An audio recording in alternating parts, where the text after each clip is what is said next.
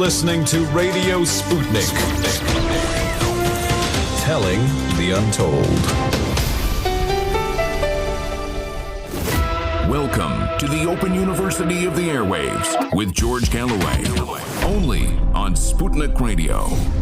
Do black lives still matter? I don't mean black lives, of course, but capital BLM. Black Lives Matter may be reaching the end of the line. Certainly if the Millwall crowd in this weekend's football fixtures are anything to go by, people are running out of patience with taking the knee. And will Boris Johnson take the knee to the European Union by the end of this evening or at the latest tomorrow? Or will he stand up and tell the European Union to go off and do one, whilst pocketing for Britain £40 billion of a divorce settlement that will no longer require to be paid? And is it the end of the line for Donald Trump as court after court kicks his suit out of the door? Just because Donald Trump says there was widespread fraud doesn't mean that it isn't true. Just like when he said there was fake news around. That didn't mean that wasn't true either. And what about the vaccine? It's here in London, at least for the privileged few. And we're asking, have we bought the right one? All that and panto. I'm in my very first pantomime, and I'm not the horse's rear end. Fasten your seatbelts. This is rock and roll radio with pictures. It's the mother of all talk shows. It's going to be a good one. Radio Sputnik. We speak your language. The mother of all talk shows. The only education you can get for free.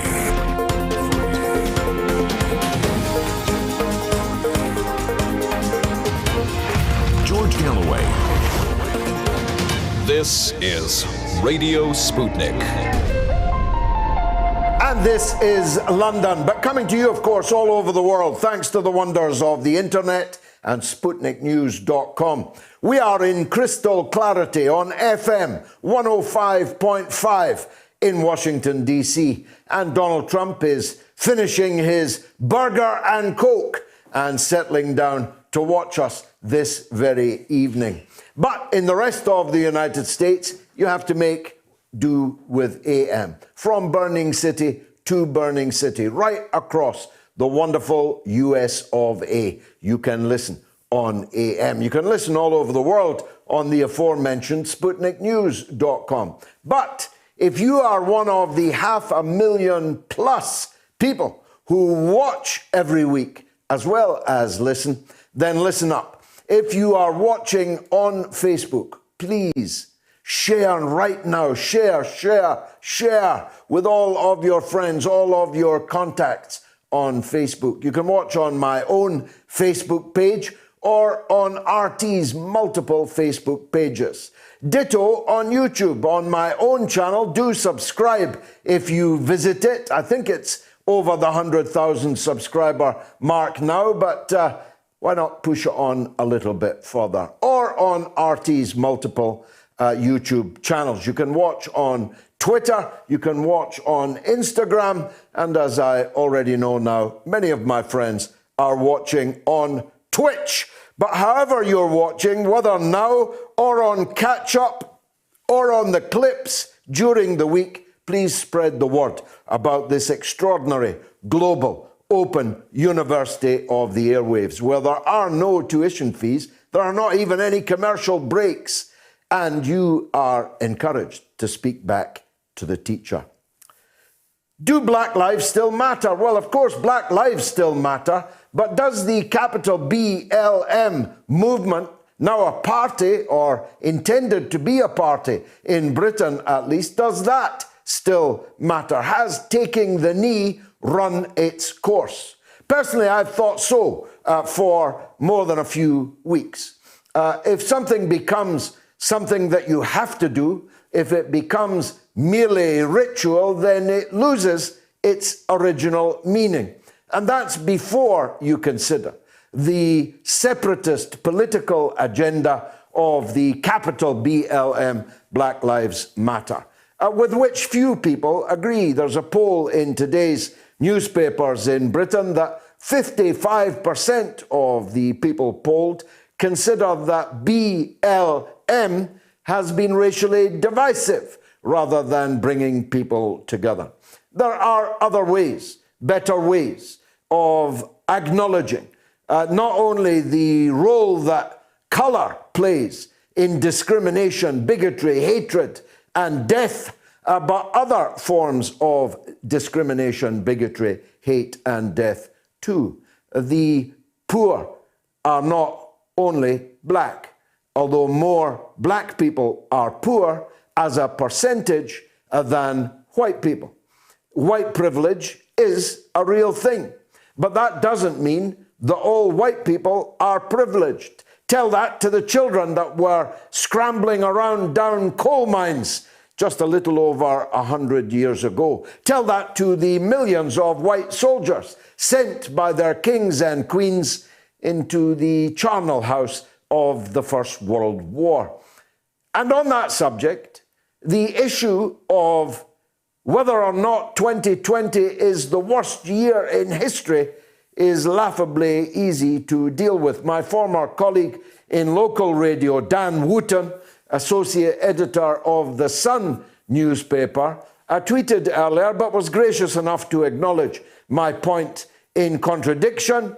He tweeted that 2020 was the worst year in history, which it could only be if you didn't know that 1940 existed, when not 2 miles from here, London was on fire, when the Nazi Luftwaffe was raiding Britain every day, every night, killing tens of thousands of people. That was a worse year, as was 1941, 42, 43, 44, and when the V2s began arriving, even 1945. So it doesn't hold up as the worst year in history. But the fact that someone as important in the media as Dan Wooten didn't think of that point indicates the extent to which coronavirus hysteria has consumed almost all else in public consciousness.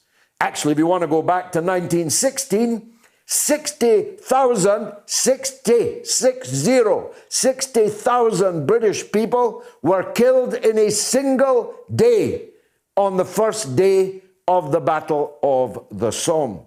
That was in one day. Now we have, of course, now lost well over 60,000 people in the course of at least 10 months of this year. So the coronavirus is not a small thing, but neither is it the biggest thing that has ever happened. We'll be talking, of course, as always, to Moats medic Dr. Ranjeet Brar, mainly about the vaccine and whether or not we've bought the right one. We'll be talking to the wonderful Rachel Blevins about whether or not Donald Trump has reached the end of the line. Has he run his course? And here I want to make a point that is not often made by people of my political stripe. Just because it was Donald Trump who described the corrupt stenographers in the American media as fake news, that doesn't mean that it is untrue. It is absolutely true. And just because it's Donald Trump who's claiming that the presidential election last month was rigged, that doesn't mean it's untrue either. My own view is that the US election was entirely rigged, and not just on the day, rigged by big tech in the run-up to the polls, particularly the deliberate suppression of the gigantic scandal that never was over Hunter Biden's laptop. If that story had not been suppressed, the result of the presidential election might have been different. But do I believe the Democrats stuffed ballots the length and breadth of the United States? Yes, I do. Tammany Hall did not pass into political infamy for nothing. The Democrats, the political machine of Tammany Hall and of Chicago and of San Francisco and of Philadelphia and Detroit, Michigan, many other places. The Democratic machine is thoroughly corrupt and thoroughly corrupting. And so it is perfectly possible, perfectly, that the election was stolen from Donald Trump. The question is, can he prove it? It looks as if he cannot. And whilst he has set himself up with a casus belli for fighting again in 2024, it looks overwhelmingly likely now that Joe Biden, although he may not know it, will be giving the speech at the inauguration in January. And we'll be asking Rachel what that means for America and what the prevailing conditions will be in which Joe Biden will take power. We'll be talking about pantomime with a man who's not only the owner and chief executive officer of a Scottish football team which, against all the odds, has spent the last 7 years in the Premier League in Scotland, but is, as a recovered alcoholic and drug user himself, has spent well over 30 years, nearly 40, saving children in families who are entirely blameless, saving children in families who suffer the curse of parents who are drug and alcohol dependent. We'll be talking to him, and not because he put me in his pantomime. Which part I play, you'll have to watch and see. But I will tell you, it's not the rear end of the pantomime horse. But you'll get a chance later in the show to identify who you think is the horse's ass of the year. That should be fun on our second poll. Now, I mentioned earlier the taking of the knee. Millwall in southeast London is a hard, overwhelmingly white, overwhelmingly working class football club with support that included one of my political heroes, the late Bob Crow, the leader of the Railway Workers' Union, who might have had as his own motto the motto of the Millwall Football Club that he loved. We are Millwall, no one likes us, we don't care. Now, it's true that hardly anyone likes them. It's equally true that they don't care, but they have now written the name of the club in either fame or infamy by booing the players taking the knee at the Millwall game this weekend. I would personally never boo anyone taking the knee. But as I said earlier, I think it's run its course. The question is, are we going to end this in good order with other forms of memory of those who have been the victims of racial violence and other forms of violence? After all, it's racial violence when white European countries invade Africa or invade Asia or subjugate most of the world to effective slavery and serfdom as mere colonies of white European countries or white North American countries. That's racial violence too. It goes both ways, you know, this argument.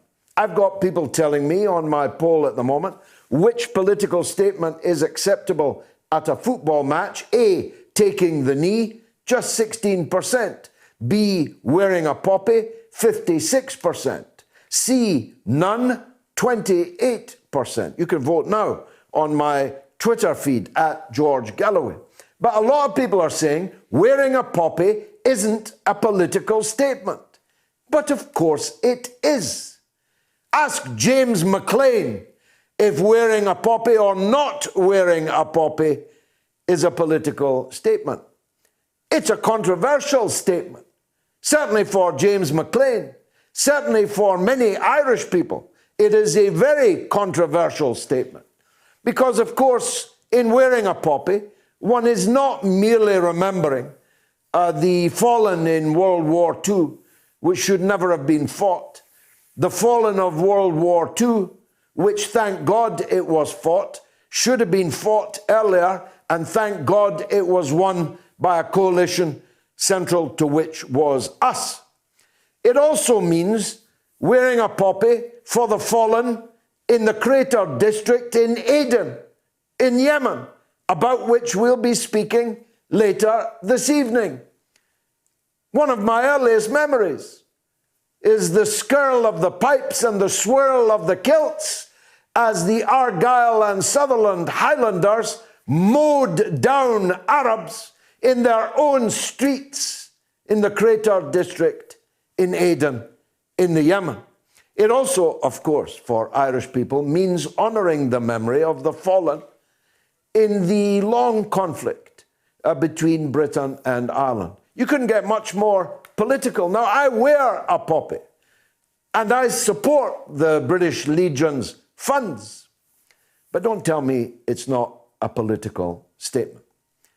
If it were the case that you could wear a poppy or not wear one without attracting opprobrium, that would be a better point. But of course, we all know, and the James McLean example proves it. You get booed everywhere you go in England all year for not wearing a poppy when you're from Derry and Bloody Sunday and the paratroop regiment gunned down 13 people and killed them, unarmed demonstrators, in your city. So don't tell me that wearing a poppy isn't a political statement. So the question is, are we going to have no political statements? Are we going to have only one? And what about those who don't agree with it? You can vote now on my poll. Now, the vaccine, finally. It's here. 800,000 doses are here. It didn't come from here, of course, but we are the first country to deploy on a large scale this particular vaccine. I'm taking the vaccine. I begged RT to give me the Russian vaccine, Sputnik 5, live on air here, but it never happened. I asked the Chinese if I could have one of the many new vaccines that have come out of China, but that didn't happen either. So I live in this world, in this country, and I'll be taking the vaccine as soon as I can. I'm not sure when that will be. Dr. Brar may have an idea about that. But I do have serious questions about many aspects of this particular vaccine and the company that made it. And we'll be talking later about those legitimate questions. For example, why are we buying in such huge numbers at such huge expense a vaccine that cannot be transported at less than minus 75 degrees? That, in terms of portability and practicality, is a very, very tall order. As far as I know, it's also a vaccine you've got to take two of, when there are vaccines that you take one of and can be kept in the fridge. So I'll be asking Dr. Brar, and I'm asking you what you think of this rush for this particular vaccine. In any case, it's going to be the mother of all talk shows. Rachel Blevins, up next. Radio Sputnik. We are above all the latest developments, and we don't take any sides. Radio Sputnik, telling the untold. From the makers of Track and Trace comes the Boris Johnson sat-nav. Right, next right. No, left. I mean left. What? Yes, no, this left. Oh, crikey, you've missed it, bugger. No bloody Tories. Or have you? Turn round. Or in fact, don't turn around. Carry on, yes.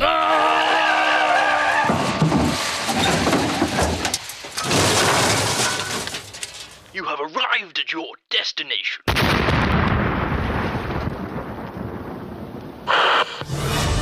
You're listening to Radio Sputnik.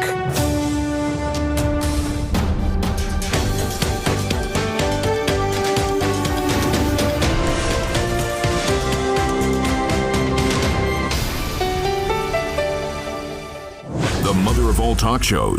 Join our faculty of legends, contributors, and callers. Everyone is welcome.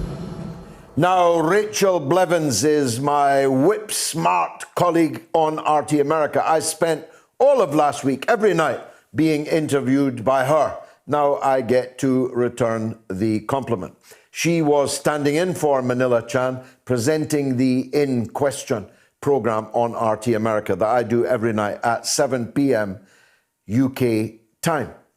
But Rachel Blevins, who is exceedingly young, is not just any kind of broadcast journalist. Remember, you heard it here first. She has a big future herself in American politics. When I'm long gone, remember, it was me that first told you that. Rachel Blevins, welcome as always to the mother of all talk shows. Let's start with Donald Trump, as we always must, Rachel. I personally think that a lot of the evidence that I have seen, admittedly only on social media because there is a complete blackout in mainstream media on Trump's claims of ballot rigging of one form or another, I personally have found a lot of the evidence quite startlingly, alarmingly likely to be true. And yet, one court after another has booted it out the door, and now he's asked his friends on the Supreme Court to intervene. Is he about to find out that they were friends only until he put them in the Supreme Court and they're friends no longer? Well, George, I don't know that we'll see quite an overturn of the overall election results, but I hear you when you're talking about all of these videos that we keep seeing on social media, all of these claims that things weren't quite right whenever they were either counting ballots or issues with the machines involved with the 2020 election. Now, Trump he's done really well in promoting those claims and in talking about them and everything and bringing them to the surface more so than maybe any other candidate before him. But what he hasn't done really well with is the legal team that he's hired here, right? Because he's got Rudy Giuliani for a minute. He has Sidney Powell. And so he's taking kind of a very strange turn here with this legal team, and they're coming out and they're blaming it on Venezuela or on China, and they're making all of these massive claims. Now, if they are able to prove that, say, the late Hugo Chavez was able to rig the 2020 election in court, then that is absolutely massive, right? But in terms of them actually being able to prove that, it doesn't look like that's going to happen. So it's interesting to see how Trump does have a lot of legitimate claims here, but he's sort of mixing it with these off the wire, processes of doing it. And then that's kind of shooting him in the foot in the long run. Now, Joe Biden, quite apart from the cognitive decline, to put it politely, has now broken his ankle. Does he know? That whole story was so bizarre that they came out and said that he hurt his ankle and then it was his dog and there was some sort of shower involved. I mean, it is a very strange story. Exactly. But we still Let's pause for a moment because this is quite extraordinary. According to Joe Biden, he broke his ankle because coming out of the shower, he pulled his dog's tail. That's quite a tall tale, actually. Do you know what really happened? I don't. And that is kind of one of those stories that makes you go, wait a second. We're certainly in for a lot for the next 4 years. He's not even in office yet. And yet this is kind of the random thing that we're hearing. So I'm looking forward to some of those speeches that he's going to give over the next couple of years at least. Kamala has more or less taken over, it seems to me. All the coverage is about her. He's hidden away like an embarrassing elderly relative that can't be counted on not to drool on the cake stand. He is yesterday's man already and not even yet in office. What's your take on her team, which is an all-female team? Should we rejoice? Well, the media is certainly rejoicing right now and talking about all of the diversity and all of the women who are filling it. And they're, of course, completely ignoring the fact that all of these women and all of these people of color are coming from other places within the establishment. They've served under Bush, they've served under Obama, and what they've learned is exactly how to toe that party line, how not to make too many waves within their party, within their role, and that's what should be the focus right now. And they're saying that it's a good thing because we're coming off of someone like Donald Trump, who's always on Twitter, you never know what he's going to say, but yet they're not looking at the fact that we're going right back to sort of towing that establishment line with all of these cabinet members, with Kamala Harris, and especially the fact that if Joe Biden is not in charge of his presidency, of his administration, then it makes you wonder who is, and that's what we actually need to be looking at here. The swamp is back, isn't it? I don't know that the swamp ever left, but yes, we're going through kind of that same exact thing with when Trump was there saying that he was going to end the endless wars, he was going to make all of these changes, and then you look at the cabinet that he appointed and you're saying, wait a second, all of these people would love to start a new war. They would love to keep increasing tension. So it seems to be more of the same, just with a different person in the Oval Office. And yet it was the swamp that produced Donald Trump, in the sense that it was people recoiling from decades of the swamp being in power. Is that not likely, therefore, when the inevitable disappointment sets in, to produce either another Donald Trump or a regenerated Donald Trump, if you can imagine that, coming back in the midterms and then coming back in 2024? Absolutely. I think that's a great way to look at it, because we have to remember here, Trump is not going to concede. He's not going to say that he lost. He's not going to give in. What he's going to do is he's going to continue to say that he won the 2020 election, no matter what courts say, no matter how much evidence we find either way. That is what he's going to stick with, because at the end of the day, Trump still received more than 74 million votes. That means there are tens of millions of Americans who are going to continue to believe him, to be ready for some kind of a resurgence in 2024. Now, whether that looks like Trump coming back around and running again, that's a possibility. Or it could also look like someone else in his inner circle, say an Ivanka Trump or a Jared Kushner, trying to throw their hat into the ring and to say that they are the next candidate, that it is either reviving the GOP or, I mean, if the GOP decides that they want to cut ties with Trump, they could decide to do a third party run and to make the MAGA party happen in 2024. There's certainly a lot of options here. What about the stories we heard that he was breaking with Fox News and he might start his own television channel? Do you think that might happen? I could certainly see that. I mean, you're talking about someone who has tens of millions of followers on Twitter, of people that interact with him every single day. And we're seeing, sites like Twitter and Facebook clamp down on Trump and his content like never before. And there really is a push for, let's look for other social media outlets, let's look for other news outlets. So I could certainly see him trying to start up some kind of network just to see how far he can get with it. But of course, at the same time, we also have to remember that CNN, Fox News, they're not going to stop covering Trump just because of he's out of office. In fact, I would argue that they're going to keep covering him. They're going to keep talking about his tweets and about the ridiculous things that he's going to be doing, because as long as they're covering Trump, then they don't have to cover whatever Joe Biden's doing. It's much more interesting for them to be able to talk about what Trump tweeted at 3 a.m. this morning than it is to have to talk about how the Biden administration just killed so many children in Yemen today, and to actually bring those realities to the American public.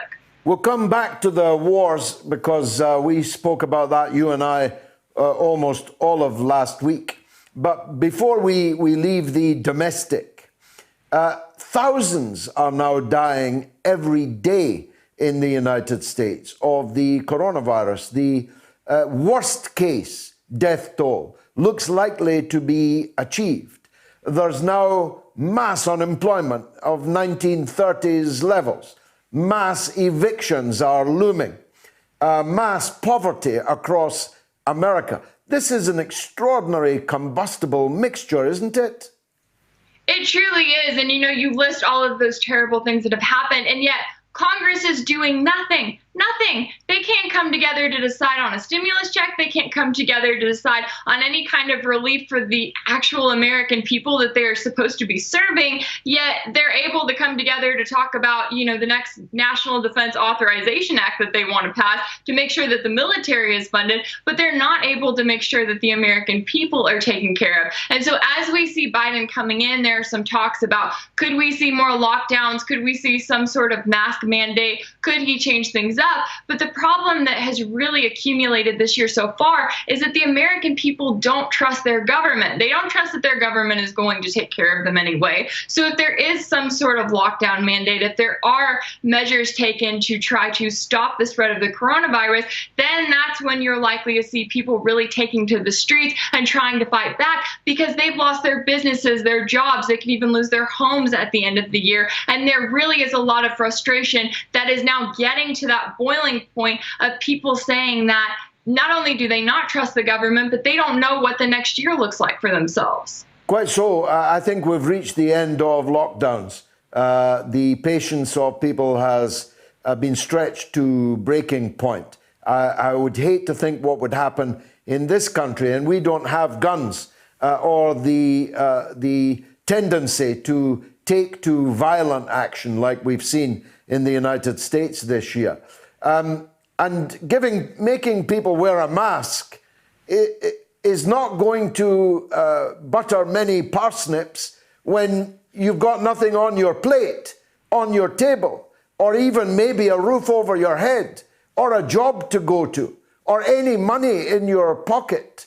If that's the extent of Joe Biden's new era on the coronavirus, giving everyone a mask, I don't think that's going to work, Rachel. Oh, I would agree, absolutely. And I think that we're getting to the point now where when you're talking about millions of Americans who have lost their jobs, lost their livelihoods, and everything that we've seen this year, they're fed up with it, they're over it, and they just want some sort of an answer. So that's exactly right. If the government's coming to them and saying, hey, just wear a mask, but sorry, you're losing your home at the end of the month, then that's going to create even more and more tension. And when we're talking about all of the gun owners across the country, they tend to be the ones who are more patient, who are more law-abiding citizens, because they don't want those firearms to be taken away from them. But when you're talking about a case where police are now having to go after people saying, oh, well, you're not wearing a mask or you're not following this and this measure, then that's when you could see some of those fights and even major violence break out. And that has to be the concern there in every portion where the government is looking at what to do to curb the spread of the coronavirus, and in the cases where we're talking about the fact that Congress still hasn't done anything, and yet they're the ones who are still getting their paychecks all the while. And big paychecks too. There's problems here with the political class. But when I look at the wealth acquired by the likes of Nancy Pelosi, for example, and the share dealings that members of Congress get involved in, we're talking millions at a time, millions of pounds of shares bought and sold. It is quite an extraordinary thing. Now, finally, and I'm grateful for your time, we were fixated all of last week on the danger of events in the Persian Gulf. The fear is real and realistic that Trump wants to go out with a bang, and that bang taking place in the Persian Gulf. I'm not sure he knows just how many bangs would follow that bang, but the danger of the dying days of the Trump administration embroiling the incoming administration in a catastrophic conflict in the Gulf is worth worrying about, isn't it? It absolutely is. And, Joe Biden is coming in as the first president in 20 years who did not promise to end any wars. We saw Bush, Obama, Trump, they all said they were going to end these wars in the Middle East, that they were going to ramp down on tensions, and that they weren't going to continue to increase the tensions there. And yet Biden is coming in saying he's fine with the U.S. military staying there.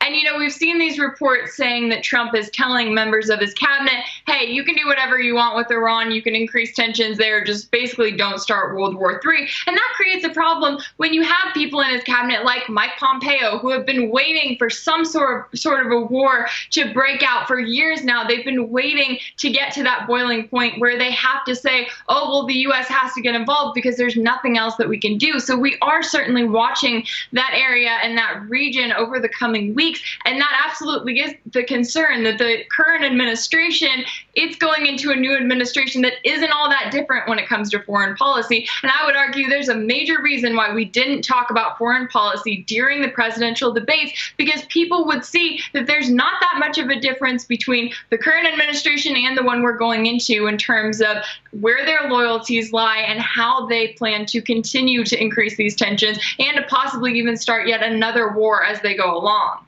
Rachel Blevins, always a pleasure. Thank you for joining us on the mother of all talk shows. Wonderful to see you again. Which political statement is acceptable at a football match? Taking the knee, 15%.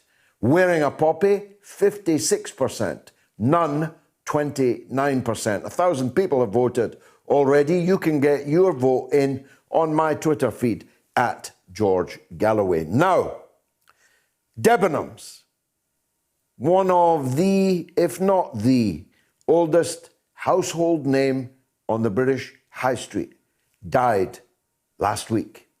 Most people thought that coronavirus had killed it, but that wasn't true. As I explained in my RT short, which has been a good one and very well received, very widely watched. Take a look at it now. Debenhams was not killed by COVID. It's important to know that because many other businesses have been. But Debenhams was killed by the asset-stripping hedge funds that bought it over, well over a decade ago. Debenhams, which commanded our high streets since before Napoleon, since before the Battle of Trafalgar, actually since before Admiral Lord Nelson lost one of his eyes. I'm talking more than 220 years. Debenhams has stood proudly on the British High Street, and now it is dead, killed by asset stripping. A group of hedge fund billionaires, some of them British, most of them American, bought at a knockdown price Debenhams almost 20 years ago. And they proceeded to strip it bit by bit of all that was valuable about it. They sold off about 25% of the landmark flagship properties that the company owned, and they pocketed the money. Then they locked the remaining stores into absurdly long 35-year leases at virtually unpayable rent. Rent to whom? Well, to them. They, having bought the company, then leased back the stores to the business. And thus Debenhams was not able to innovate, was not able to play the market in a way that it undoubtedly could have with its high reputation, high-nosed reputation. The business was cheapened into a kind of high street pound shop with cut price offers and splashed with vulgar promotions. Debenhams employs thousands and thousands and thousands of British people, all of whom are now about to be sacked for Christmas. How's that for Santa Claus? These hedge fund billionaires ought to be in jail, but instead they're paying millions of pounds to, I don't know, the Rolling Stones, Elton John, to perform at their birthday parties. These are achingly green billionaires. I'll come back to Sir Philip Green in just a minute. These are the kind of hedge fund billionaires that fly the rainbow flag and always get their pronouns right. But their ruthless, bloodless killing of Debenhams ought never to be forgotten. There's a second reason, of course, why Debenhams has now collapsed, and that's because the Arcadia Group, which owns franchises inside the Debenhams stores, has also collapsed. Sir Philip Green, knighted by that paragon of virtue, Tony Blair, probably tells you all you need to know about him and about Sir Philip Green. Sir Philip Green doesn't own the Arcadia Group, of course. That's helpfully owned by Mrs. Green, who even more helpfully lives on a yacht in Monaco and is not subject, therefore, to any British taxation. The collapse of Arcadia also topples some of the biggest names in British retail. Topshop, Dorothy Perkins. These are names that when I was a boy were king and queen on the high street, and now they are no more. But the issue about Sir Philip Green is not just how he got a knighthood and how he managed to keep it, but how he manages, to the tune of billions, to mix up his money, or rather his wife's money, with the employees' pension money. We're always told there's a black hole in the pension fund. Well, what does that actually mean? It means that the administrator of the pension fund has used the employees' money as if it were their own. How that is legal is beyond me. How it is conduct commensurate with remaining a knight of the realm in Britain, well, that is simply beyond understanding. Time is against me, but I have a solution. Debenhams has got the property. It's got the name. It's got the history. Let's turn it into a worker-operated cooperative. I see you shrugging your shoulders. Like John Lewis, the best of British retail is a workers' cooperative. Imagine. The country should nationalize now this bankrupt chain of department stores. The employees should run them as a temple to the new British age, now that we're coming out of the European Union. A temple in which we display the most innovative, the greatest burst of British creativity since the 1960s and Carnaby Street and the Beatles. You remember those days. We can do it. We have the young people. We have the name. We have the reputation. What we don't need to have are the hedge fund billionaires and the have-yachts living out in Monaco. Let's turn it into a real British home stores, owned by the country, run by the employees. That would be a Christmas gift to the people of Britain. Have something to say? Do you disagree with George? Then call us now and give us your view. Now, we are literally waiting for puffs of white smoke over Downing Street to tell us that an agreement has been reached with the European Union. That's how close to the wire we are. It may happen tonight. Equally, it may happen tonight that the talks have completely broken down and the parties have packed their bags and left the negotiation. It matters. If Britain reaches a deal with the European Union, we have to pay them almost £40,000 million in a divorce settlement. We could do a lot with £40 billion rather than give it to the bloated Brussels bureaucracy. But on the other hand, we're told there will be a dislocation at the ports, at the border, if no deal is reached. As I predicted for the last 4 years, is it 4? Yes, it's 4.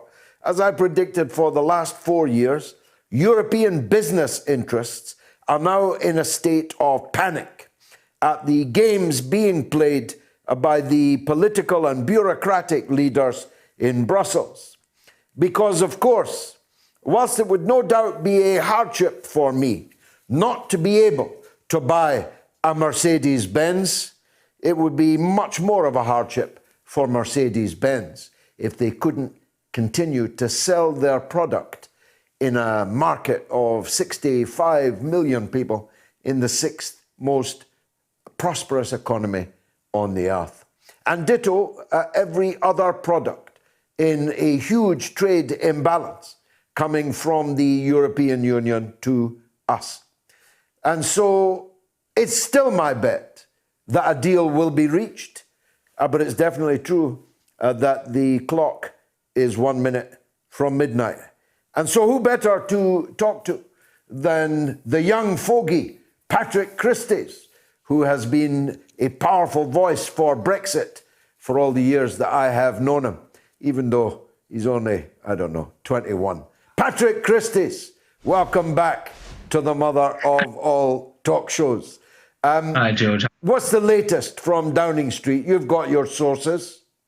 Yeah, well, the latest, and this has literally just come through to me in the last couple of minutes from some prominent members of the ERG, is that they're expecting Boris Johnson to stick to red lines, which does actually mean potentially that a deal might be drifting away, because I don't see how the European Union will compromise too much on some of their core principles as well. There are three major sticking points at the moment, and it's hard to see how they can be reconciled without serious compromise from either side. And politically speaking, I'm not sure how serious compromise is possible. Fishing rights, state aid, and the ability to seek competitive advantage are the three main areas, although they're all actually slightly interlinked. Just starting with the fishing rights one. Now, this is, of course, a symbolic part of Brexit, but recently people have been keen to point out that it only accounts for 0.1% of the UK economy. Now, I see this as being an exceptionally short-sighted way of looking at things, and so does Boris Johnson, I feel. According to the latest Marine Centre data, UK vessels only account for 32% of fish caught in our own waters. So therefore, if we had total control, not only would it increase our fishing economy, simultaneously, of course, as well, boosting the decimated coastal towns, but it would also ruin the fishing industries of no less than 12 EU member states. So if the EU gives in to Britain's demands, it ruins the fishing industries of 12 of its own nations, which it can't really do. And if Boris gives in to EU demands, then he's betrayed Brexiteers, which he can't really do. Now, on the other issues of state aid and competitive advantage, I think the ability to trade freely and make your own rules and regs and set your own terms is a key element of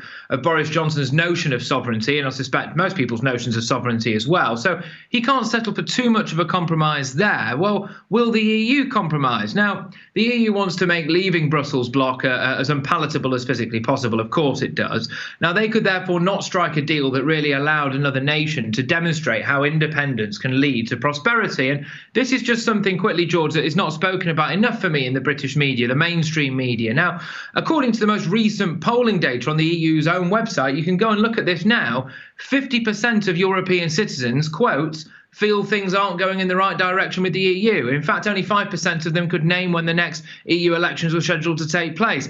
In the same document, when asked, is the EU a good thing, only 16 member states could reach a 60% approval rating, and of those, 10 were net benefactors to the European Union, not contributors. So striking a deal with Britain that allows Britain to prosper independently could be a nail in the EU coffin. Now, for those reasons I've just outlined, I find it difficult to see how a deal could be reached this evening. The question is, of course, will Boris sell out? Well, let's work back through seriatim, those issues. We really have reached peak 2020 when a right-wing Conservative government is insisting on its right to give state aid to British industries. And the so-called paragon of social democracy, the EU, is demanding that the Conservatives not be allowed to give state aid to British industries. That's bonkers, isn't it? Well, it is, but what is bonkers anymore, George? I mean, it is kind of symptomatic of the slightly Orwellian approach that the European Union takes to its politics anyway. I mean, it clearly is the strings are being pulled by the kind of master puppeteer, i.e. George Soros. It is inherently a rather undemocratic and overly bureaucratic organisation that seems to bracket itself as a shining light of democracy in an otherwise dark and bleak existence, while the Conservative Party, of course, is trying to position itself as the party of of independence and freedoms at the same time as simultaneously locking down 99% of the nation. So this is where we are at the moment, of course. But we are on a bit of a knife edge here, and it's going to be very interesting to see how this plans out today. Unless there is serious compromise from either side, basically, then we are going to end up with no deal. On that notion of state aid as well, I mean, I think that clearly is a fundamental principle of an independent nation, to be able to bolster, free from regulations, its own industries and its own businesses, essentially. Absolutely, and I'm 100% on that point, as you'd imagine. Now, whilst the fishing industry may be a small percentage of the total British economy, it's 100% of the economy of fishing communities. Yeah. These derelict coastal communities that have been robbed blind for 40 years by industrialized trawlers, hoovering up 2/3 of British fishing stocks. Now, as you rightly say, once we are in control of our own waters, we can catch more fish, we can sell more fish, and we can eat more fish. That would be a very good idea, by the way, in these days of fearing red meat and so on. We all should eat more fish. We are an island that eats remarkably little fish. But in Scotland, the fishing communities that I hope to be a voice for in the coming years desperately need control back over our own waters. You can't take back control unless you take back control of your own seas, can you? No, you absolutely can't. And this is why I said that the 0.1% argument is an incredibly short-sighted one, because not only will that just boost massively, so that's out of the water already, when you factor it in as well to what our foreign aid budget is, that's 0.7%. That's a heck of a lot of money. So, it is still a huge amount of money, but it's the ripple effect, isn't it? And it is the fact that if you kind of start to boost our coastal communities, as you rightly said, which were absolutely decimated by our agreement with the European Union there, and that was a key element of prioritising foreign citizens over your own, which I know that a lot of Brexiteers clearly disdain. The ripple effect there is if you kind of reboost those areas, not only do they have an industry there and they have more money coming in, but they become more palatable areas to live. And there are areas there significantly in need of renovation. In fact, it's no disrespect, and I certainly mean no disrespect to a lot of our fishing communities, to say that they are some of the areas in this country most in need of drastic renovation, actually. And they could become more palatable places to live, more palatable places to do business. And especially when the Conservative government has been talking about things like a northern powerhouse, well, a good way to do that is to make those areas attractive places to live, work and do business. And by reinvigorating the British fishing industry, it's clear that we can do that. In fact, it's a bit of a gift, actually. Also, fundamentally, just to come back to just the very core of this about whether or not we're going to get a deal, I just don't see how on earth Boris Johnson, who has just faced a 55 MP rebellion on his latest COVID restrictions, could now alienate even more numbers of his party by selling out the fishing communities that he seemed to hold dear and that indeed most Brexiteers hold dear. So it is a vital, vital issue, not just for this country, but sorry, not just for Boris Johnson, but for the country as a whole. And just quickly on that as well, it's the leverage that we've got against the EU here. There are 12 member states whose basically entire fishing industry rely on pillaging our waters. Some of them doing it in very environmentally unfriendly ways, by the way, using electroshock methods there as well, which are undignified and unpalatable. Well, actually, if we can essentially prioritise our own waters there and be decimating those industries, the EU, we have got them over a barrel, haven't we? Well, it makes the point that if this is such an insignificant industry, why are the French and the Dutch so desperate to hold on to their share of it? Exactly that.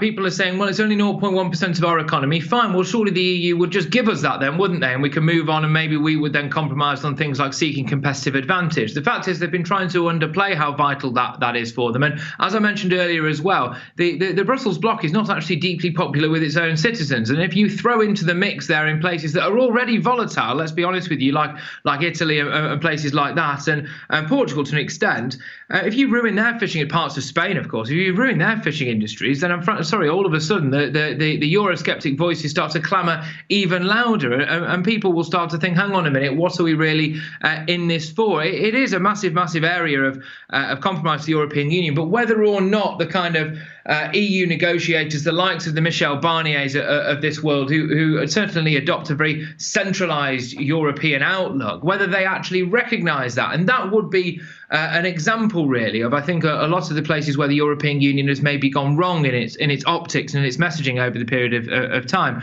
which is that actually, does it care about all of its citizens, or does it just care about the ones it chooses to, the ones that are slightly more landlocked, a bit closer to Brussels, and a little bit more bureaucratic? Does it actually care about the little people who, of course, it's already hung out to dry? Just ask the Italians about how that feels, you know? Now, lastly, and I'm grateful for your time as always, Patrick, you mentioned the rebellion, 55 Tories voting against their own government. But of course, in this case, because I must laughingly refer to him as the leader of the opposition, is going to abstain on this deal, even though the issue of Brexit was so important, he was ready to destroy Labour's electoral chances last year. Boris Johnson may require to rely on the support, at least passive support, of Labour MPs to get any deal through if he does sell out. What would be the medium-term consequences of that for Boris Johnson as leader of the Conservative Party? Well, I think it would be absolutely disastrous. I mean, you did mention there the 55 rebellion MPs that we face there. Now, also, it goes deeper than that, because in Cabinet are Jacob Rees-Mogg and Suella Braverman, of course, who are prominent members of the ERG, the European Research Group. Now, one of the main reasons why I suspect we're not going to get a deal, actually, is I think if he was going to sell out, we'd have heard some serious noises from them by now. If he does sell out, they will resign. And so Boris would face not only a rebellion from the backbenches within his own party, he'd face a rebellion within Cabinet as well, but he would also face a rebellion from Brexiteers across the country, many of whom live in the red wall areas, who've already been worst affected by his COVID restrictions. So that seems like essentially Boris Johnson signing off a bad deal would be him signing his political suicide note.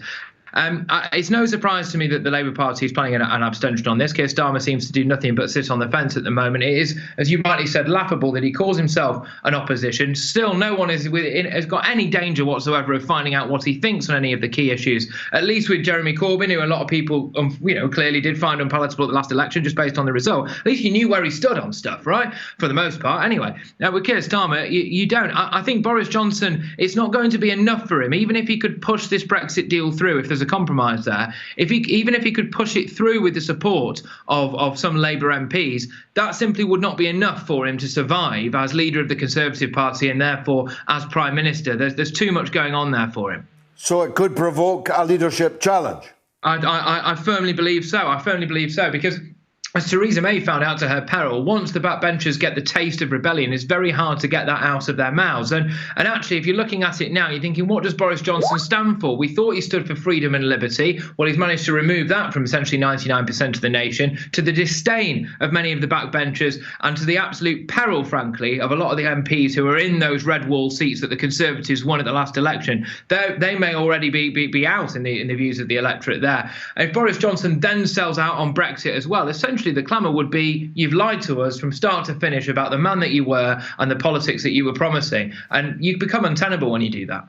Boris Johnson telling lies. Who'd have thought it? Patrick Christys, thank you for joining us on the mother of all talk shows. Lots of stuff coming in here on Trump. Numbers are a mathematical system that doesn't lie.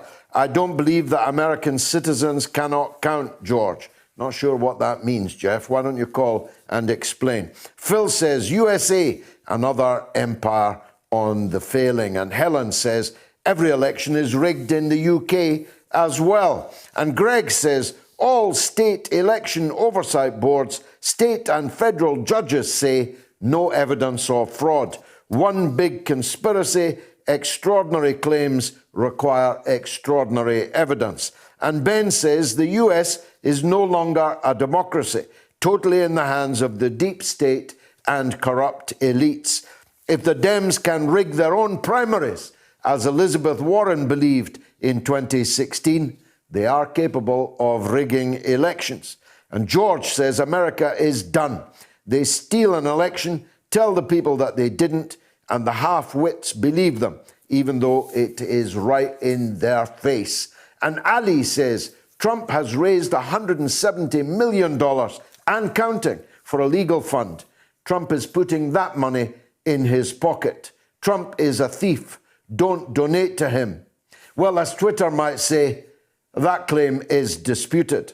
Tony says the best thing that sleepy Joe Biden can do is stop his corrupt Democrats from destroying the whole United States economy. It's time for the news with Jamie Lowe. The mother of all talk shows. The only education you can get for free. Radio Sputnik. We speak your language. Find us at SputnikNews.com.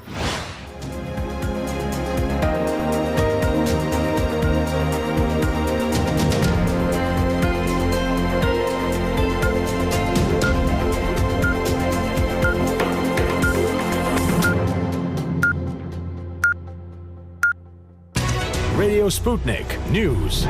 Post-Brexit trade negotiations between the United Kingdom and the European Union are in a very difficult position, according to a senior British government cabinet minister, who said that the country is still ready to keep negotiating until there is no point in doing so any further.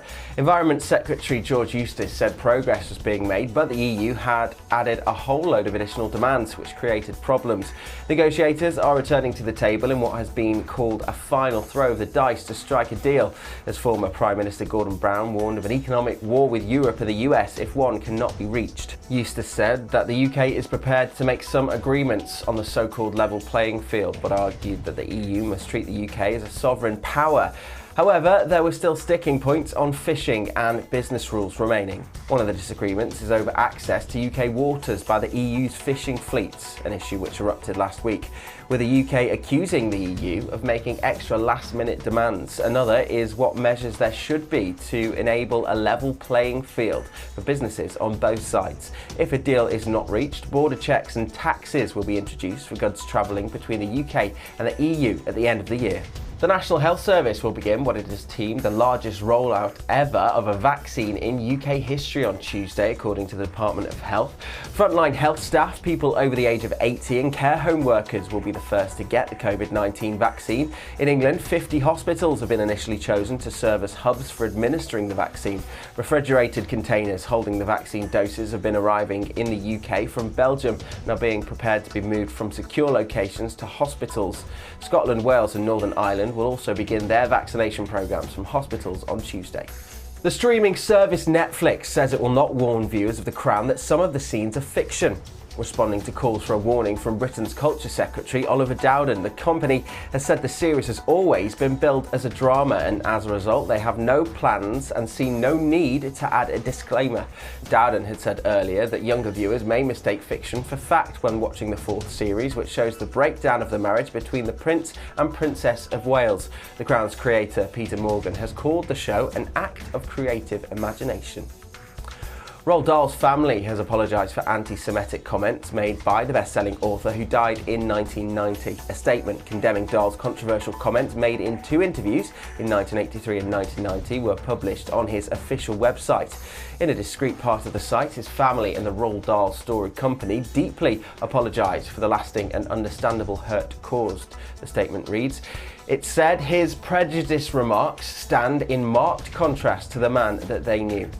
Roald Dahl first made anti-Semitic comments in an interview with The New Statesman in 1983, and 7 years later in the piece for The Independent, the author acknowledged he had become anti-Semitic. In 2018, the Royal Mint chose not to issue a commemorative coin on the 100th anniversary of his birth because of his anti-Semitic views. Dahl's novels include Charlie and the Chocolate Factory, Matilda and the BFG. All have been adapted for the big screen.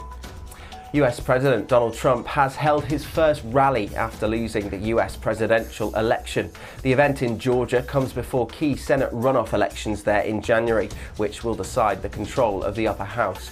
Trump has repeatedly refused to admit his defeat and made numerous unsubstantiated claims of voter fraud. Ahead of the rally, he criticised Georgia's Republican governor on Twitter, calling on him to help overturn Joe Biden's election victory in the state. Biden will take office on the 20th of January, regardless of whether Trump admits defeat. Residents of a coastal resort town on a popular Australian holiday island have been told to leave immediately by authorities as a bushfire worsens. Firefighters are struggling to control the huge fire on Fraser Island off the east coast of Queensland. The bushfire was sparked by an illegal campfire in mid-October and has destroyed at least 82,000 hectares of the UNESCO World Heritage Site. A heatwave in southeast Australia has exacerbated bushfire conditions. The Fraser Island fires are among the most serious since the end of last summer, and Australia's 2019-2020 bushfire season was its most intense on record, though not its most deadly. Venezuelans are today choosing the 277 members of the National Assembly in an election which is being boycotted by most opposition parties who've denounced it as a fraud. The election comes amid a 2-year power struggle between sitting President Nicolas Maduro and opposition leader Juan Guaido. The National Assembly, with Guaido at its helm, is the only institution not controlled by Maduro's socialist PSUV party, but that is almost certain to change in this election. And finally, chess is enjoying an unprecedented boost in popularity because of lockdown and the success of the hit TV show The Queen's Gambit. Set in the 1960s, it follows the story of fictional child prodigy Beth Harmon, who rises to become a grandmaster in the male-dominated world of chess. Garry Kasparov, the former chess world champion and one of the sport's greatest players, acted as a consultant on the show to ensure authenticity. He said the show refuted the image of the game of chess as something that could turn you into a nerd or just make you crazy. According to the International Chess Federation, in the 10 days following the release of The Queen's Gambit, searches for the words chess set on eBay surged 273%. That's a search every 6 seconds. The Federation said that following the show's release on October 23rd, in the middle of the COVID lockdown, chess has enjoyed a huge surge in online interest. At the beginning of 2020, up to 11 million games of chess were played online every day. After lockdown, this number had increased by up to 17 million, while these platforms recorded an increase in 40% of new accounts registered.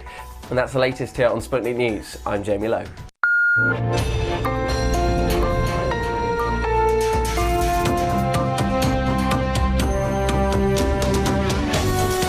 You're listening to Radio Sputnik. Telling the untold. Welcome to the Open University of the Airwaves with George Galloway. Only on Sputnik Radio. Now, the first poll is running until 9 o'clock. Which political statement is acceptable at a football match? Taking the knee, wearing a poppy, or none? You can vote. 1,500 of you already have on my Twitter feed at George Galloway. Now, over the last 5 years, hundreds of thousands of Yemenis have died, either directly as a result of acts of war by a coalition led by Saudi Arabia, the richest country in the Middle East, against the poorest country in the Middle East, indeed now one of the poorest countries in the entire world. Well, you may think these are far-off countries of which we know little, except that we sold £5 billion worth of weapons to Saudi Arabia in those same 5 years.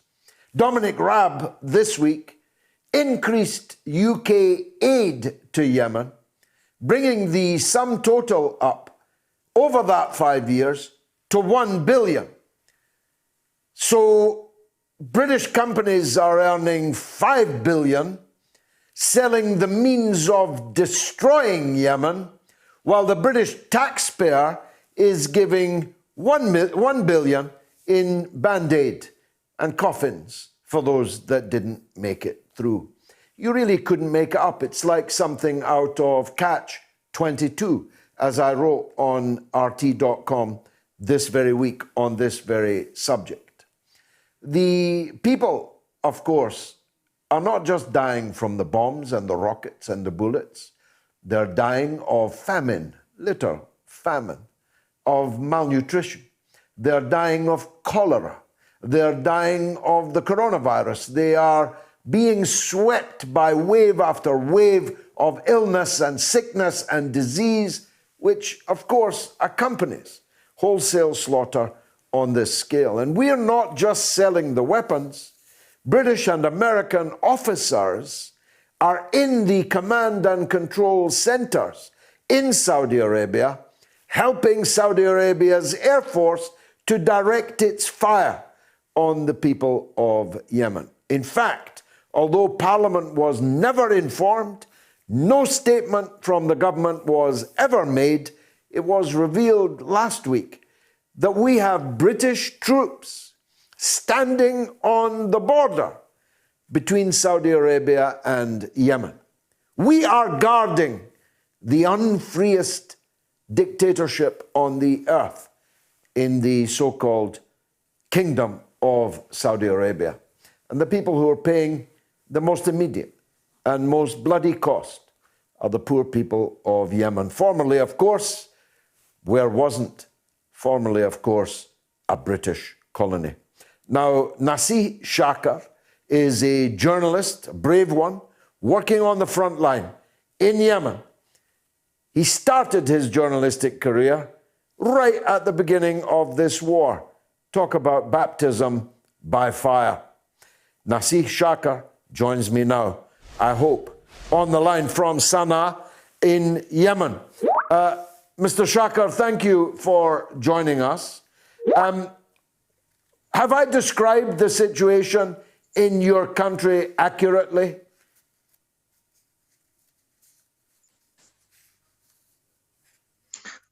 Well, thank you very much, George, for having me. The situation in Yemen is moving from the bad to worse. Since 2015, the Saudi-led coalition started a war in Yemen supported by the United States and America, while Yemeni political factions were about to reach a deal under the auspices of the United Nations with its envoy to Yemen, Jamal Omar. But the intervention in Yemen exacerbated and prevented Yemenis from reaching a deal. We know that only Yemeni dialogue or inclusive dialogue can put an end to the war in Yemen. Not Saudi Arabia. Saudi Arabia has a bad history.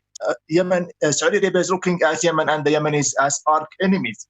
Saudi Arabia is waging war, or this is not the first war for Saudi Arabia in Yemen. We know that since the establishment of the Kingdom of Saudi Arabia, it waged a war against Yemen in 1934. With the Saudi king, or the founding of Saudi Arabia, King Abdulaziz bin Saud, he fought war with Yemen. And since 2000, he established with the former dictator of Yemen, Ali Abdullah Saleh, the war between Yemen and Saudi Arabia. We know Jizan, Ashir, and Najran. These regions are disputed regions with Yemen because these regions were part of the Greater Yemen. Yemen is a pretty large country to the southern part of Mecca, the Kaaba. The southern corner of Kaaba were belonging to the Yemenis. That's why Yemen is called Yemen, because Yemen means the south of the Mecca. And the north, which is Sham, which is Syria, is called the north or the Sham because it's toward the north of Kaaba. So the situation in Yemen is exacerbating, and only Yemeni dialogue can end the conflict in Yemen. Not Saudi Arabia, most the mercenaries that bring from Blackwater, from Sudan, from Pakistan, from different countries. Now, British people, certainly those of a certain age, remember when Britain fought a bloody war in Aden against the independence forces, the NLF, the National Liberation Front. What is the situation in Aden today? Well, to be honest with you, the British ambassador to Yemen, Michael Aaron, is working very hard at that to separate Yemen, because part of the deal between that put Yemen into the situation is that Abdurrahman Mansour Hadi was looking forward dividing Yemen into different countries, into different regions. Sorry, they wanted Yemen to be a federal state, not the unified Yemen. So they are saying that we are against the secessionists in South Yemen, but in fact they are working day and night to divide Yemen into different groups. They are now, the coalition of the Saudi-backed government it has several components, several factions. They are fighting. There is infighting in Aden. The separatists, Al-Qaeda, ISIS, Islah Party, General People Congress, a lot of factions. Now there is Al-Mahara. And yesterday, or the day before yesterday, there was an attack on a ship, on a pirating ship of Al-Mahara province, which is east bordering state of Oman. That attack was of Al-Mahara province, which is came in wake of 3 days from the visit by the U.S. ambassador to Yemen. This is the first visit for him since the war broke out. So the state in Aden is very bad. There is infighting, there is murdering, there is assassination. There is no electricity. There are different factions fighting with each other. And the United Arab Emirates is very happy with this because all these factions are backed and supported financially by the United by the United Arab Emirates, Saudi Arabia, State of Kuwait, Bahrain, those countries who were fighting the Abdullah Saleh regime when he fought the 1994 war against the secessionists. All these countries were supporting the secessionists but failed. Now they are trying to support this, but they don't want it to be officially. They want to normalize the relations with Israel. If the secessionists in the south of Yemen are going to normalize relations with Israel, they are going to recognize and call a referendum to divide the south from the north. But this will not happen. We know the situation is very bad. They are not the government in Aden. They are very weak country. They are very weak authorities there. Can you imagine when US dollar is equals 900 Yemeni riyal?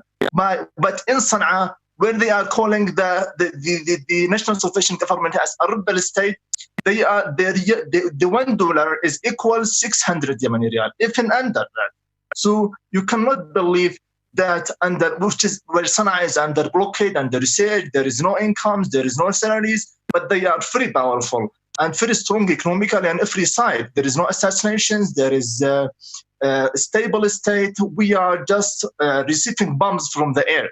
So the situation in Sana'a is better than in Aden, which is under those who are supporting the so-called internationally recognized government. But we know that it is in the interest of the international community to recognize the authorities on the ground in Sana'a, not the government that is ruling Yemen from remote, from hotels outside in Egypt or in Cairo or in Riyadh or Abu Dhabi. Where is the British ambassador to Yemen? You know, Michael Aaron is chattering between Riyadh and Jordan. The British ambassador to Yemen is living in Saudi Arabia or in Jordan. It's a bad line, Naseh. I'll have to leave it at that. I hope we've given people a flavour of who's who and what's what in the situation there in Yemen. Let me read another couple of the stuff that's coming in. Brian says, Trump is and always has been a useful deflection from Washington's own corruption, which you won't read about. And Marwan says, Biden grabbing his dog's tail coming out of the shower might be a cover story. More likely is that Kamala Harris's booby trap didn't quite go according to plan. And Bernardo says, don't you think that Trump is using a lot of fake news about rigged elections and ballots until one sticks? In this ocean of lies, one has to be true. And in response to the poll, Mike says there should be no political or militaristic involvement in football. And Scott says, given the BLM movement is more than a statement against racism, and they've been displaying political slogans and political ideals. Anything to do with BLM should be banned from football. After all, FIFA and UEFA rules dictate no political statements allowed. Poppies are not political, says Scott. Peter says politics should not feature in any way in the game of football. And Polly says, personally, I'd prefer no politics in the beautiful game, as it should be a thing of freedom. Poppy is about respect. I'm always cool for respect, as it's sadly missing in this horrible real world. And James says all are acceptable. None should be mandated, nor should the spectators be sanctioned for their reaction. If you bring politics onto the pitch, expect a political reaction in the stands. Let me take a quick 2-minute break. Count them. Let's get ready to rumble! It has filled our hospitals. It has killed 400 doctors, nurses, and care home professionals. Friends of mine have died of it. So what exactly are you on here telling me? That it's not infectious? I'm not sure. Tell us what you think. Don't be coy, Roy. Well, I'm going to quote Doctor, and he said that the pandemic was over a long time ago in a video, an unlocked video, and it's going around right now. You know, you can watch it for yourself. You guys are always doing your research on the internet. Look. Okay. Yeah, see, you have got a point of view. You are being coy, Roy. You come on here playing the daft laddie. I just saw something on the government's website. Something I can choose between Ben in Hull on YouTube, or I can trust the doctors and the medical authorities. I can trust them, or I can go with Wee Ben. I mean, I'm not. Wee Ben on YouTube. Am on the Gov website. Well, what are you saying? These are statistics. Tell us then. Look, you started out by saying COVID was not an infectious disease. Are you really saying that? Are you really saying that, Ben? Ben, stop being silly. Are you really saying that the coronavirus 19 is not infectious? Ben, are you really saying that? I'm repeating what has been stated on the government website. But I already explained to you that it was otherwise thus classified. It is a public health emergency. Aren't you aware of it? Don't you know the cost we paid of it? Don't you know how many people have died? How many people are sick? How many doctors and nurses are dead now in the cold earth, fighting something that you're on the radio telling me doesn't exist? I have no longer any patience for this kind of juvenile nonsense.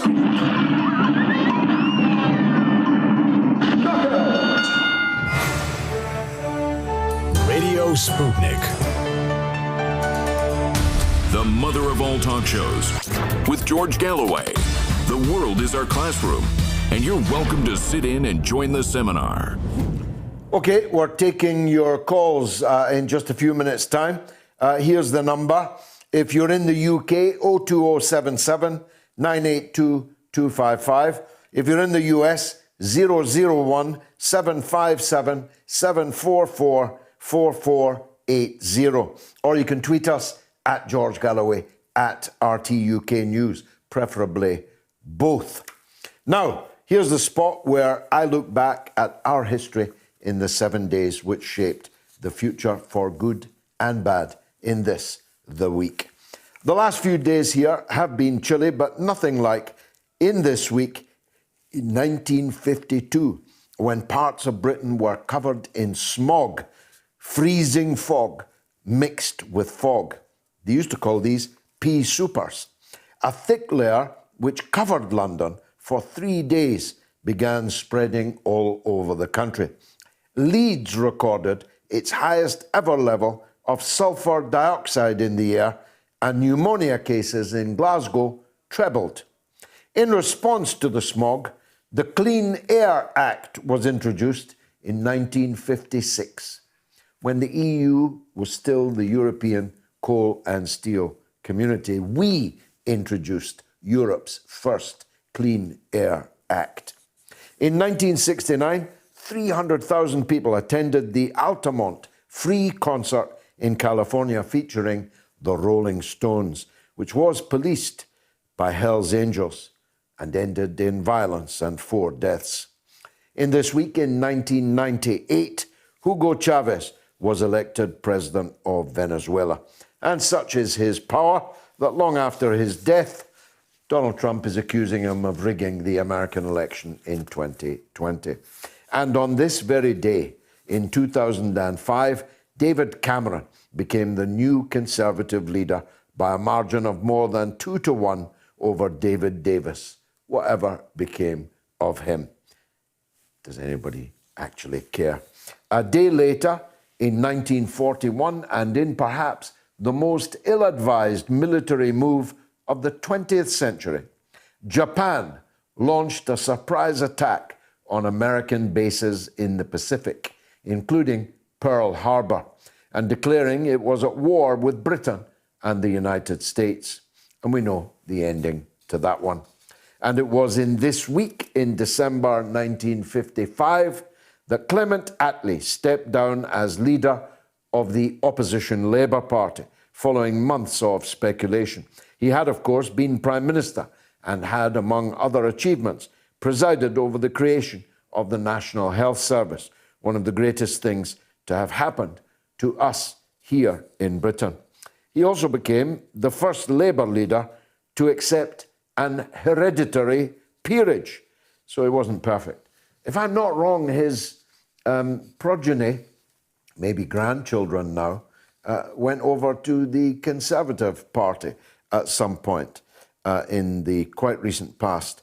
In 1978, The Deer Hunter, directed by Michael Cimino and starring Robert De Niro, Christopher Walken, and Meryl Streep, premiered in Los Angeles. Wonderful movie.